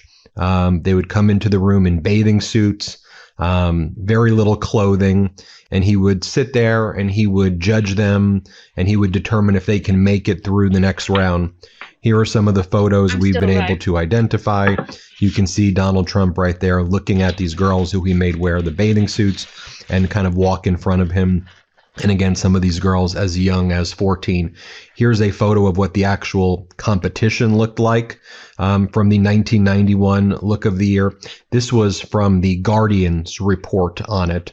Let me read for you what they said, what happened the night before the event. Then I'm going to show you some of the video that we've been able to locate at the Midas Touch Network. So this was a photo from the Guardian article, a still from a previously unseen footage of the 1991 Look of the Year finale. Their articles from about 10 years ago or so. teen models, powerful men, and private dinners when Trump hosted Look of the Year. It's actually from 2020. In the early 1990s, Donald Trump judged the world's biggest modeling competition, since hit by allegations of Okay, you guys all here with me still? abuse. This is how people who were there remember it. On September 1st, 1991, a large private yacht cruised toward the Statue of Liberty. It was a clear, breezy evening, and from the upper deck of the Spirit of New York, a golden sunset could be seen glinting off the Manhattan skyline. Downstairs, a party was in flow. Scores of teenage girls in evening dresses and miniskirts, some as young as 14, danced under disco lights. It could have been a high school prom were it not for the crowd of older men surrounding them. As the evening wore on, some of the men, many old enough to be the girls' fathers or even grandfathers, joined them on the dance floor. Okay, I'm eating a mandarin orange scone. Themselves against the girls. One balding man in a suit wrapped his arms around two young models, underage girls, leering into the film camera that was documenting the evening. Can you get some beautiful women around me, please? The party aboard the Spirit of New York was one of several events that Donald Trump, then 45, attended with a group of 58 aspiring young models that September. Again, mostly underage girls. And it talks about how this was part of the elite Look of the Year competition. Elite model management was run by John Casablancas. He since died in 2013.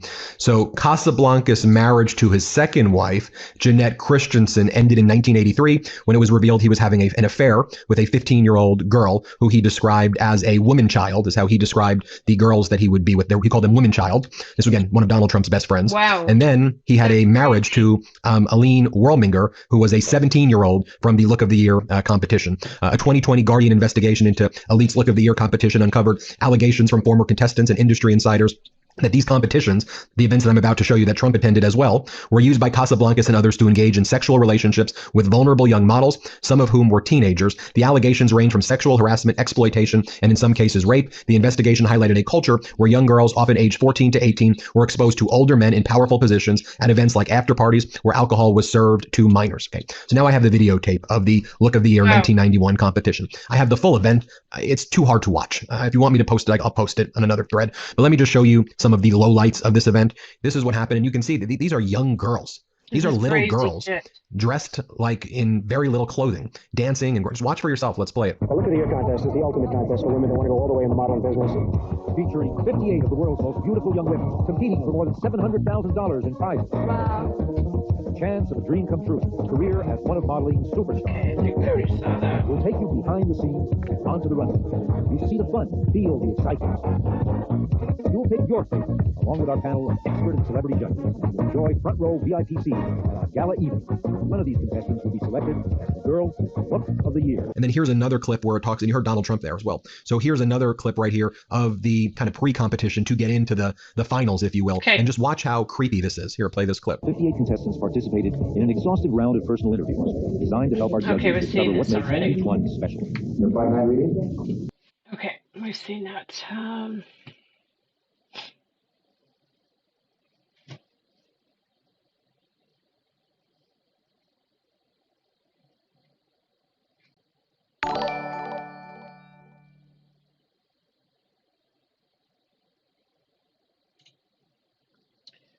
Okay.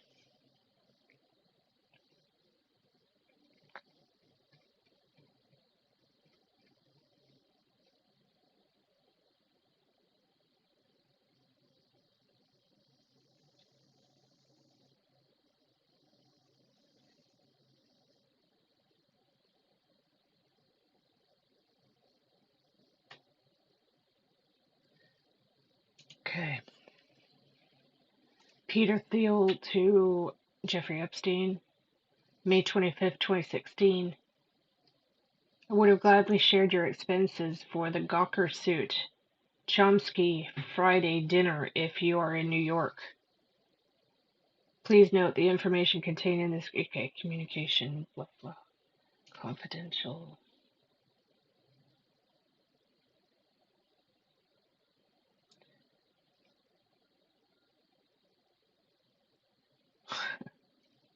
Just the stuff, this has nothing to do with it, but this is still crazy.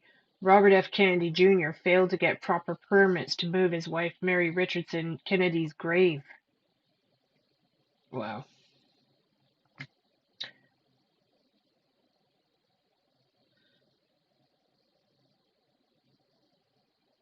There is an entire file in the Epstein files released that has over 1 dozen headshots of young girls. Not a single headshot is redacted. One of the pages of the file confirms that all of the girls are under age of 18, as it lists their date of birth. Wow. Here's Epstein being told he has permission to kill an unidentified man. Whoops. Epstein, after being told Mary Kennedy was found dead in her backyard. Whoops. What? Autopsies show that Mary Kennedy, then going through a messy divorce, was with estranged husband RFK Jr. had her fingers between her neck and her nose, as if she was having second thoughts. What? The autopsy showed that Mary Kennedy, then going through a messy divorce with estranged husband, had her fingers between her neck and her nose. Oh, and her noose. Oh, God, as if she was having second thoughts. I have investigated many, many suicides by hanging. I have never seen that, the medical examiner said. No shit. No one will lie to you and get away with it from me. No one. Whoops is correct. Sent by iPhone. Whoops. I give you permission to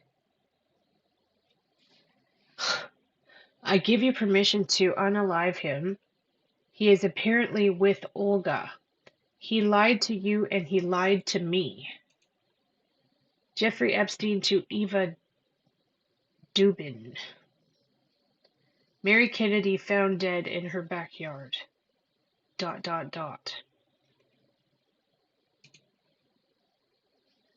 Daily News, 2012. Did Mary Kennedy change her mind about hanging herself?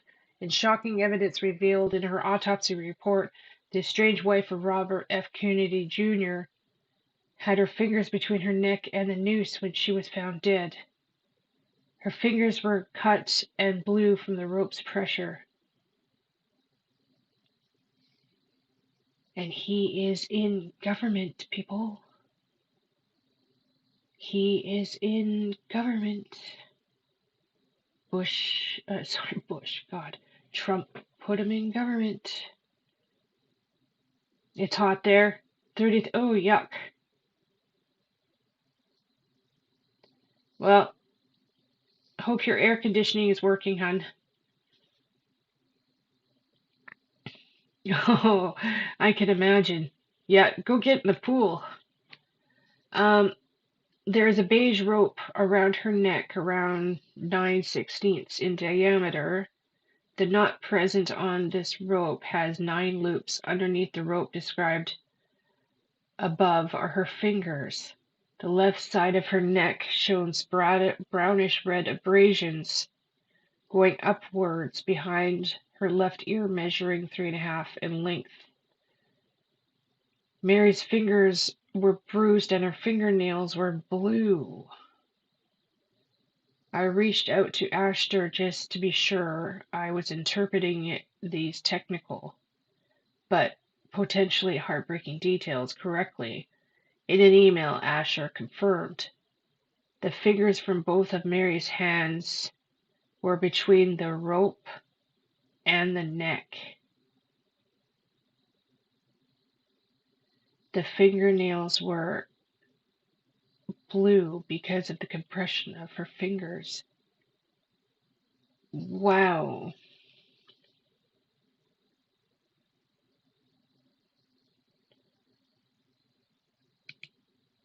And he's in government. Isn't that just... He's in government.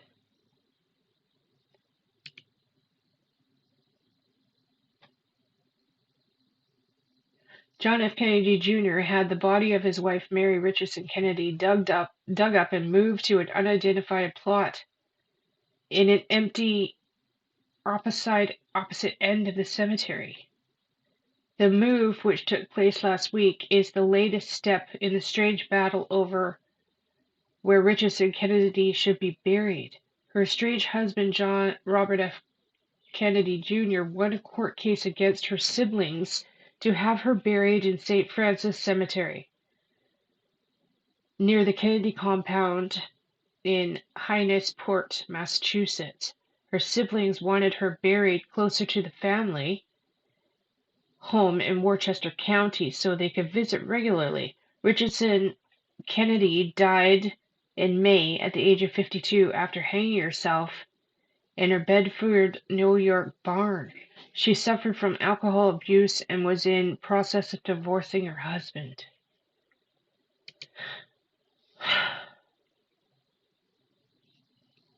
Huh. Totally crazy.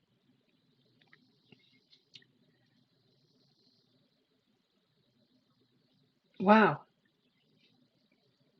And he's one of the first people that Trump brought into office.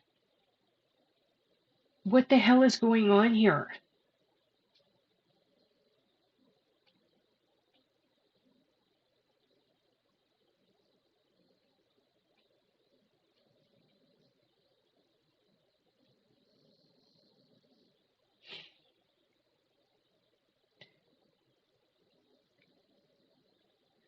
Epstein survivor Jess Michaels wants to know why the DOJ redacted the... Okay.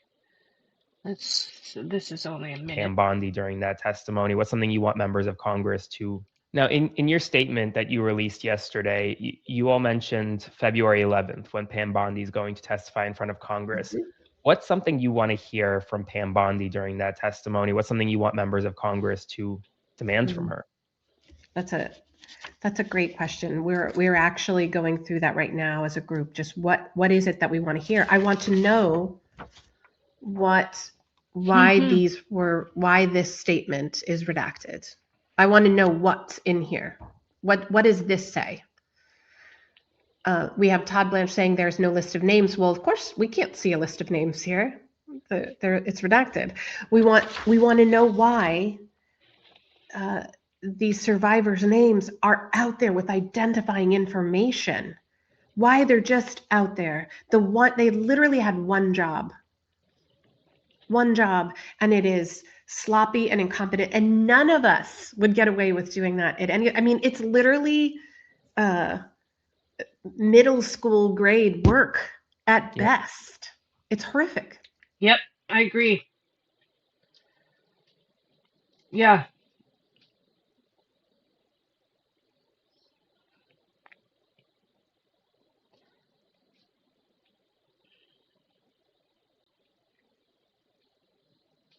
Important message given. The Trump admin is targeting immigrant countries.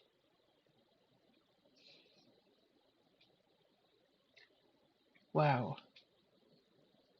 Watch this. This is a hardworking immigrant community Dr. Oz is unjustly targeting? Until night, we're hardworking. Yeah.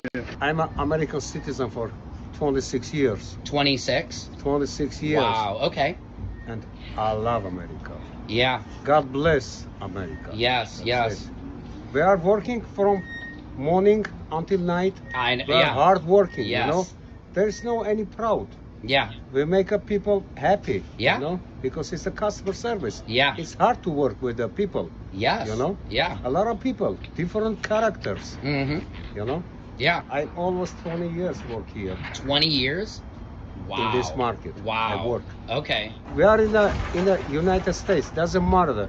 You are Mexican, Armenian, Russian, I don't know, Jewish or Yeah. We are all of an American because America is a country, melting all of pot. nation. That's Yeah, what of makes course. us Of beautiful course. is we have all.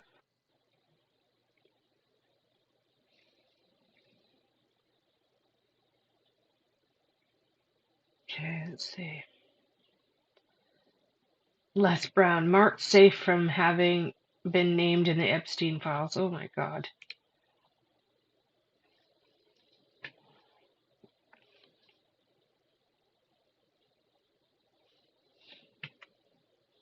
Okay. That's great. I give permission to kill him. He is apparently with Olga. He lied to me and he lied to you. Epstein. Whoops. Redacted. No one will lie to you and get away with it. From me. No one. Whoops is correct.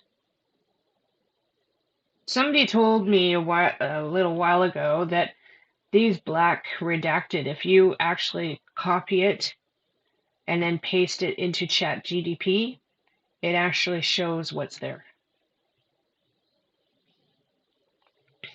I'm not going to try it. I don't know if that's true or not. Okay, this is from 9 hours ago. Epstein. In a bombshell court filing, Maxwell claims 25 of Epstein's accomplices entered into secret settlement agreements. Their abusers, and we had all thought it was. Ghislaine Maxwell says there are 25 secret agreements between survivors and men related to Epstein's abuse, and that there are 4 unnamed employee co-conspirators. Now, she's putting this in a habeas corpus petition in order to get her conviction overturned or to get a pardon from Trump.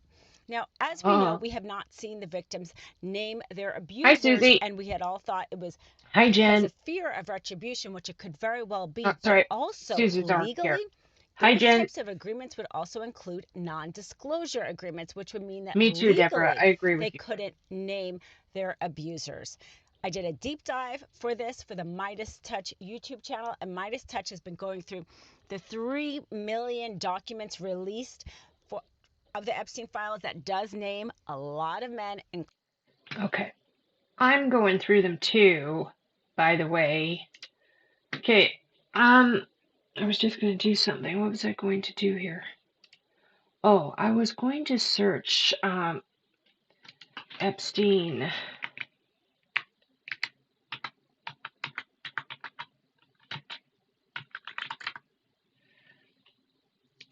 Court case. Let's see, is there anything in the court? Was his trial online at all? 3 years ago. Okay, let's try this one. Oh, it's only 25 seconds, but. Epstein's abuse of underage girls.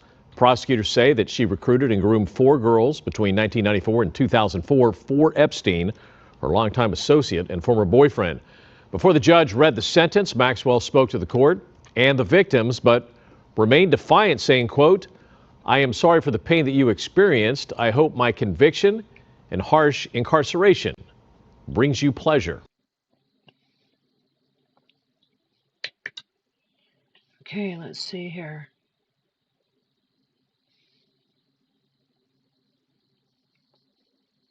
Never looked at any of this before.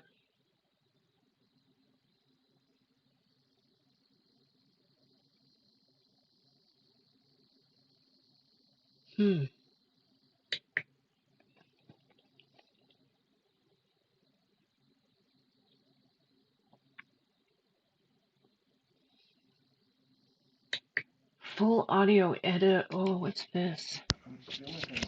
Full audio interview. Jeffrey Epstein's convicted accomplice. Oh, his wife speaks from jail. Okay, let's listen to this for a little bit here. Today's date is Thursday, July 24th. This will be the recording of a proffer agreement of Ghislaine Maxwell from the Deputy Attorney General, DOJ, and the time is currently 9:16. Maxwell and counsel are arriving to the U.S. Attorney's Office, and we will commence the proffer shortly. I'm going to ask everybody to put their name on the record. Good morning. My name is Assistant Special Agent in Charge Spencer Horn of FBI New York. Today we're doing a proffer of Ms. Maxwell. The date is July 24th, and the time is 10:12 a.m. This interview is being recorded. And my name is Todd Blanche. I'm the Deputy Attorney General. And before we start formally asking questions of Ms. Maxwell, I'm going to put on the record everybody that's in this room in addition to me. Starting with you, Diego Pistona, Associate Deputy Attorney General. And then you heard from Special Agent in Charge Horn. Mark Beard from the United States Marshal Service is here as well. And then David. Yes, this is David Oscar Marcus, and I'm counsel for Ghislaine Maxwell. My name is Leah Sapian, and I'm counsel for Ghislaine Maxwell. My name is Melissa Madrigal, and I'm counsel for Ghislaine Maxwell. Go ahead. And I'm Ghislaine Maxwell. Good morning, Ms. Maxwell. How are you? Good morning, Ms. Blanche. Good. Okay, so before we started recording, we met for a few minutes. I introduced myself, and we chatted, and now I told you that we were going on the record. And before we start asking questions, I know that you've been given by your lawyer a copy of what's called a proffer agreement, and I just want to spend 2 minutes making sure that you understand what governs our conversation today. The most important part of this agreement is that this isn't a cooperation agreement, meaning that by you meeting with us today, we're really just meeting. I'm not promising to do anything. We're going to end up going down the victims rabbit hole. Well, we're going to be doing a lot of this. Like, I'm hooked on this now. We're going to be doing this for quite a while, okay? So stick with me, and we're doing this for a little, whatever it takes, a year, 6 months, whatever, we're doing it. Yeah, it's apparently that's a thing. People believe that, Jen. My readings tell me no. He's definitely gone. But I could be wrong. Anything. I'm not promising to ask Judge Nathan or any of the judges that's been assigned to your case to do anything. We're just talking, and so that's the most important part of this agreement. However, almost as important is the fact that what this agreement does for you is it gives you protection. So what it means is that the government cannot use what you say today against you, with some exceptions, which we'll talk about in a minute. But whatever you talk about today, you have what's called immunity. So that means that the words that you say today, we cannot use against you in a case in chief if we were ever to bring one. Okay? Thank you. There's exceptions to that. The most meaningful one of which is that if you say something today that's not true, that's a lie, we can bring a prosecution against you for what's called false statements. So I'm a federal officer. I have several officers here. The FBI is here. And if you lie to someone that's like me or like Special Agent Horn, it's a crime. So you have to be truthful. The other exception to this that doesn't necessarily apply directly to you, but I need to find a content to cover on my channel that we can do on the regular and that a lot of people will watch. I need people to start watching me. Like, we've only got 16 people watching. I've been actually tempted to write YouTube and go, what's wrong? Like, is there something wrong with my channel? Because my subscriber count is rising, but my view count, like, people just aren't watching. It's like I'm shadow banned or something. But anyways, I need to find something I can cover every day, all day, full time. Like I look at these people like, I'm just going to say, like, Cluminati, for an example. Clue is on every day covering Brittany J. Every day. And she gets 2,000 people watching her every single day. Which makes me go, like, what the hell? People are loving drama.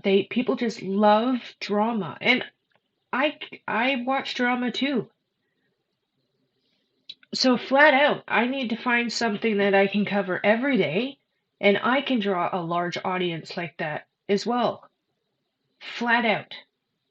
People say, oh, you're only in it for the views. Of course I'm in it for the views. That's what having a YouTube channel is about. So, yeah. So, we're going to do this for sure. I started to go down the avenue the other night of the TikTok drama people, But I had a ton of people reach out to me going, Tara, this isn't like, people didn't like me doing it. They just didn't like me doing it. So it's a bit frustrating. The Jack and Lily case is boosting. See, I just haven't done Jack and Lily case. I could. I did one very beginning reading on them. I got a location immediately, and that was it. And that Daniel immediately 1000% got Daniel. Really? Oh God. Well, I guess I have to, eh?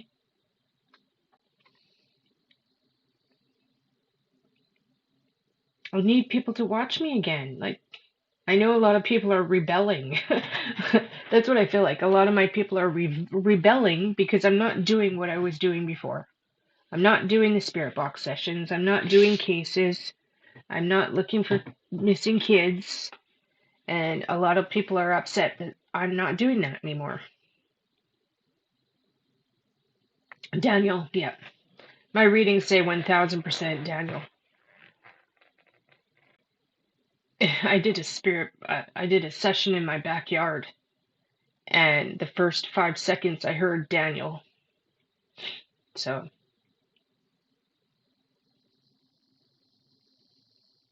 But yeah, so I need to find something that people are going to want to watch every single day on the regular.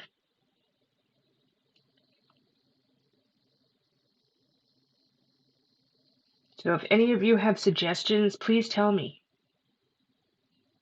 Yeah, please do. Please share all my videos out. Please do. I'm still going to do readings and everything. Like, I'm not changing anything of that. I'm just looking for something I need to do on the regular every day. He's been, oh, good. Well, thank God for that.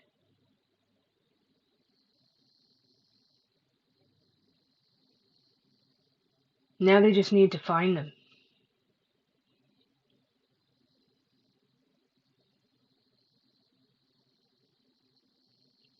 I would like to hear suggestions from all of my viewers, please. What would you like me to do? What would you like to see?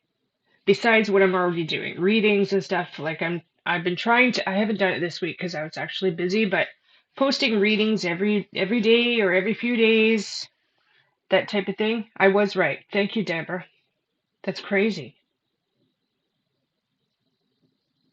As for location for Jack and Lily, I have 2 locations for them.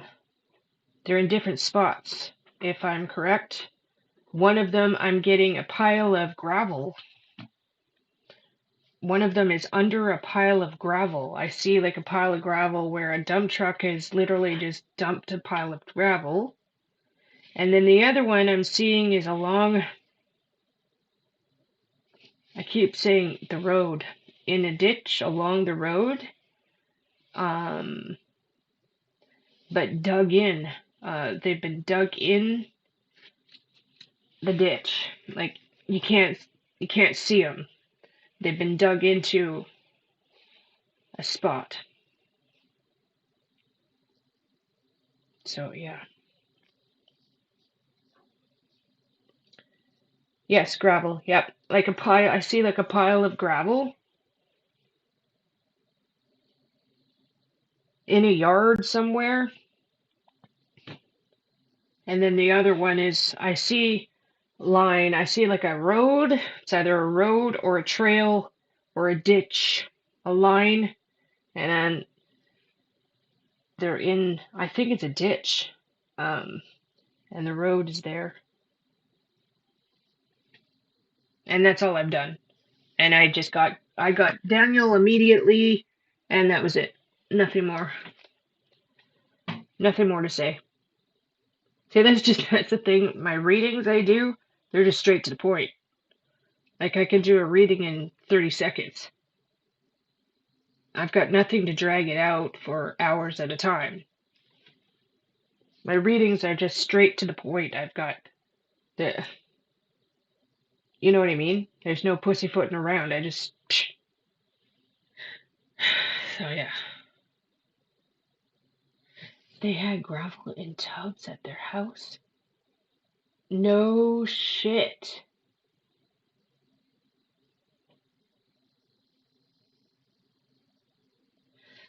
Well, there you go. That's crazy.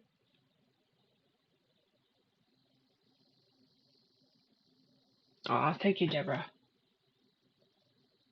I am pretty proud of myself. I am. But I don't get anything else for them. Like, I don't have anything else of any other addition stuff to put to a reading for them. I'm getting flat out it was him, and the mom knows, and tons and tons and tons of abuse, tons and tons of drug use. Somebody raged out, and that's it. Took their lives. Very sad. So if anybody's watching and this helps, I hope that helps. That's all I have. I'm not getting there far away from home. They're really close. Yes, meth is absolutely involved. Yep. I'm getting meth and heroin. I'm getting up, down, up, down, up, down. They're doing the dragon ball, whatever. Dragon. Up, down, up, down. And I'm getting, the morning they say they went missing, that's a load of shit. It happened like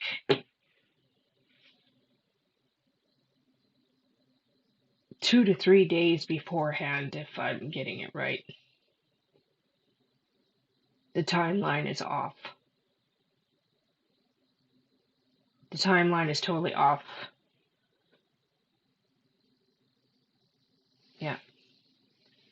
So, and same with Summer. Summer's timeline is totally off. June 15th, nothing happened. That's totally, it's not June 15th. It happened before that.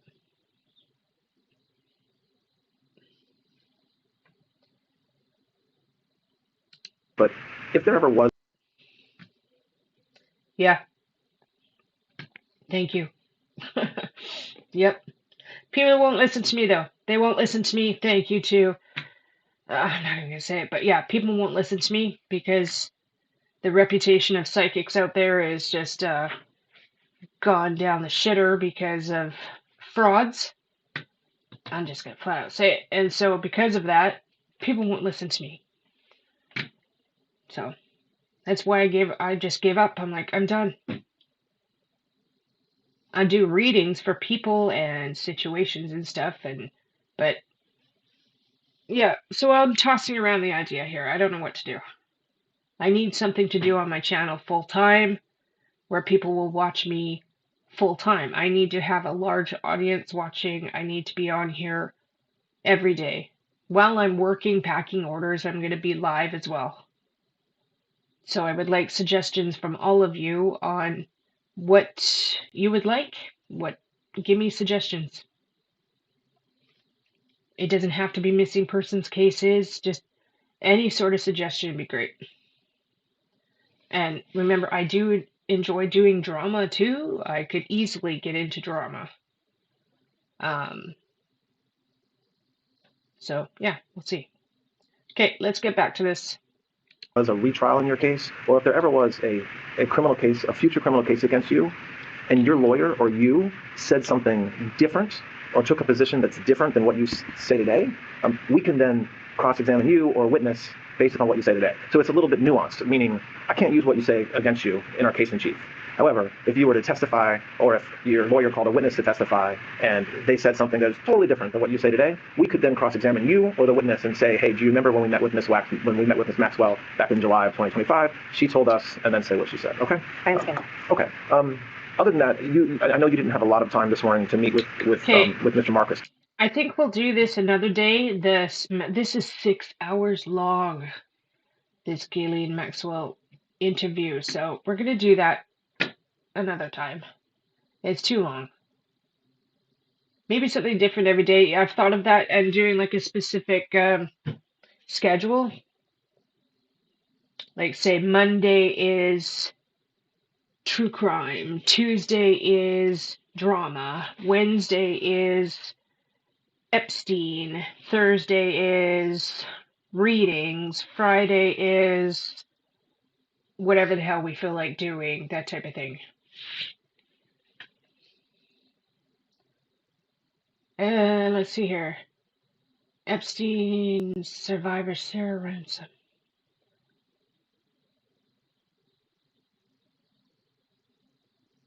So yeah, I could do that. I could start this Monday.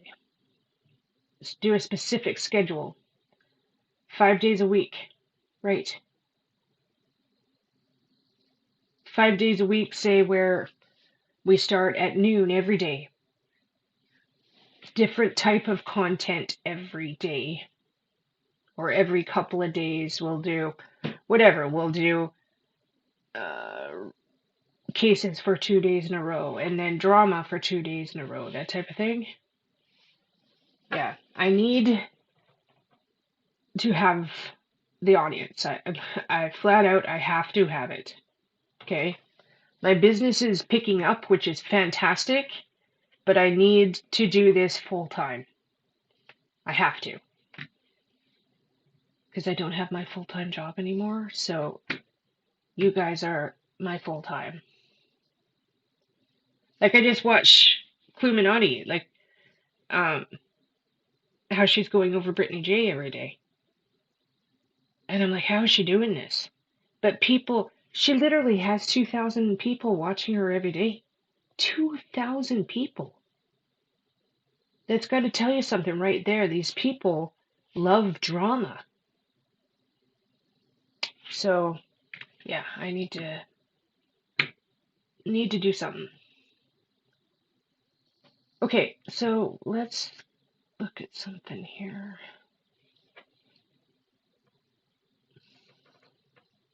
Another Epstein survivor. This one is 6 years ago. Epstein accuses shares her. Okay, let's do this. It's only 7 minutes. Oh my gosh, I was 14 years old. Like, what the hell do you know when you're that young? Jennifer Arose grew up in New York with dreams of becoming a Broadway actress. She was thrilled when she was accepted to a performing arts high school in the city. And it was outside that school back in 2001. She says a woman first approached her. She was definitely trying to get to know me, trying to find out, where I was from, where I grew up, who Yeah, I it's lived a good with. idea, Arose says the woman kept showing up, talking to her, sometimes offering to buy her lunch or a soda. The first time she brought up the name Jeffrey Epstein. And I can do my orders and my work and stuff while we're live as well if I need to. My business is picking up again. Thank you very much. I had 4 orders come through today, so yeah, I'm thrilled. Yeah, exactly, Susie. I'm just trying to figure out what the TikTok people that I was covering the other day. I find really interesting. I really might keep going with that. People need to understand this is,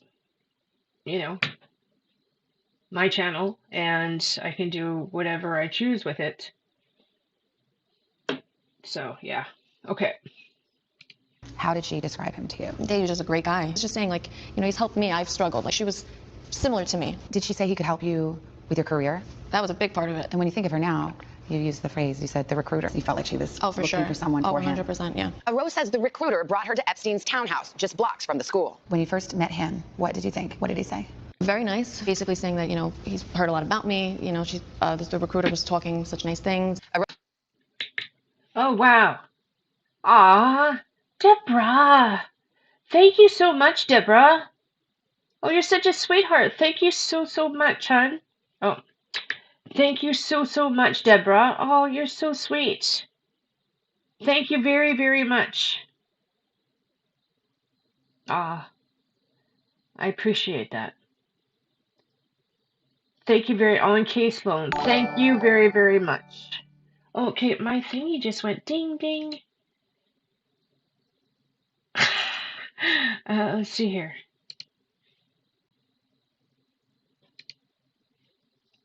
Huh. My thing is supposed to... Did you guys hear that? It went ding ding when you said the super chat. It's supposed to do this funky icon stuff when somebody super chats. I appreciate you very, very much. Thank you so much. Yeah, you guys got me full time now. So I need to make this work. I have to make it work, and there's no choice. So...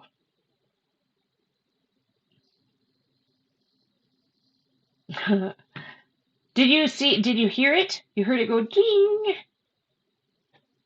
Okay, cool. I appreciate it very, very much. Rose says she was served wine in Epstein's kitchen, and they talked. When she left, she said she was given $300 and was repeatedly invited back. The secretary would contact me and say, are you free? Can you come by? Epstein would like to see you. She became familiar with the eccentricities inside Epstein's home. There was like a lot of artwork that had insinuated nudity with women. And I remember Suggestive? Very suggestive. We had like a bathtub that was kind of like opened, and there was prosthetic breasts that he could play with while he was taking a bath, I guess. It was very odd. And the painting that was literally right the massage table would be here, and this painting would be right here. And it was like a very pretty naked woman, and he used to always say that I look like her. She says after a few weeks of visits, she was escorted alone to what she says Epstein... She accurately described those paintings. Remember we went through the photos of his place? Called his favorite room in the house, the massage room, and things turned physical. In that moment, it didn't... At that moment, yes. Strange to you. But at the same time, I was scared, too, because I didn't know if he would get angry, so I kind of just followed. I would have just my underwear on, because that's how he liked it, so. And I would just massage his back, and then he would potentially later on turn over and play with himself. And he would also like when I would play with his nipples. He used to get turned on by that. And then he would finish himself off, and then that would be the end of it. And he would still give me the $300, and normally I would either get it from the secretary, he would leave it in a drawer in the massage room. How often do you think you were there? Yeah, like once a week, twice a week, my freshman year. Did you ever tell him your age? I told the recruiter, I've mentioned it in front of him, yes. You're 14 years old? Yeah, he knew very well my age. You know exactly, wow, who he was hanging out with. She was 14 years old. When Rose turned 15, she says things took a turn. Just take your underwear off and get on top. And I said I didn't want to. And he, trigger, very forcefully, kind of brought me into the table, and I just did what he told me to do. I was really scared. I didn't necessarily think that he was, going to. Okay. Also, other thing I'm going to tell you is I'm going to be, how do I explain this? I'm going to be doing product ads and reviews and stuff as well on my channel. I'm getting hooked up with a microphone company soon. Hopefully I'll hear from them this week. So that type of thing. So you're going to see me doing that type of content as well. Rape me. Did he hold you there? Yeah. No question in your mind, he knew you did not want that to happen. Oh, yeah. No, he definitely, there was no way. I was like, I don't want to say I was screaming or anything of that nature, but I was terrified, and I was telling him to stop. Please stop, And did he? No, he did not stop. He had no intention of stopping, and that's what he wanted. That's what he got. When you left there, you never went back. I just realized it's I never went midnight. back. I was terrified. I was really scared, because I didn't want that to happen again. I just realized it's midnight. Okay, give me 2 seconds. I'm gonna see. I gotta see what Savvy's doing, if he's still up or what. So I'm gonna let this play, okay? Give me 2 seconds. And you left school. Did you leave the school because it was in the same neighborhood? Yeah, it was so close. In your mind, did you use the word rape? Did you recognize it then as rape? No, I don't think I did. I just thought, it's my fault. I was obligated. That's just what you're supposed to do. So I really did not know better. When did you stop blaming yourself? It was a long time, really. Rose says Epstein's staff continued to reach out to her for more than a year, but she did not respond. She says she didn't immediately tell anyone, including the police, something she says she now regrets. Did Jeffrey Epstein rape you? Yeah, no, he raped me. Forcefully raped me, but knew exactly what he was doing. And I don't think cared. What hurts even more so is that if I wasn't afraid to come forward sooner, then maybe he would have done it to other girls. I feel really guilty. To this day, I feel really guilty. Rose says she suffered from crippling anxiety, depression, and panic attacks for years until she finally confided in her mother, her then 3 a.m. boyfriend, and there. two close friends. 3 told NBC News that she first told them about her interactions with Jeffrey Epstein a decade ago. The 4th, about 6 years ago. Have you ever tried to reach After out this to is over, I'm gonna let you guys prosecutors go. and tell this story? No, I did not. I was just too scared. I didn't really want to go, public with it. You intend to file a lawsuit. What would you say to those who say, a civil suit, lawyers, this is about getting money? He hurt me badly. I prefer not to go through this. So, this is one way for me to get justice. What does it take Good to for find you. the courage to speak and tell your story? It's a lot, even though maybe I don't look it because I'm so sad, but also happy tears because I'm able to, let myself go of this burden. I feel brave, I feel strong, more than Good ever for right now. you. Good for you. Okay. There we go. All right, everybody. That's a wrap. Thank you very much for being here. I love you all. And I'll see you soon. I'll be on tomorrow. And you're right. I'm going to start doing a schedule. We're going to start doing a schedule every day. And it's going to be different sorts of content. Just shared. Thank you so much. Thank you very much, Deborah. Thank you very much. All right, peeps. I love you all. And we'll have a good hangout tomorrow. I got orders and stuff to do tomorrow, so you can hang with me while I'm doing them. And yeah. Love you all. Those of you watching the replay, thank you for being here.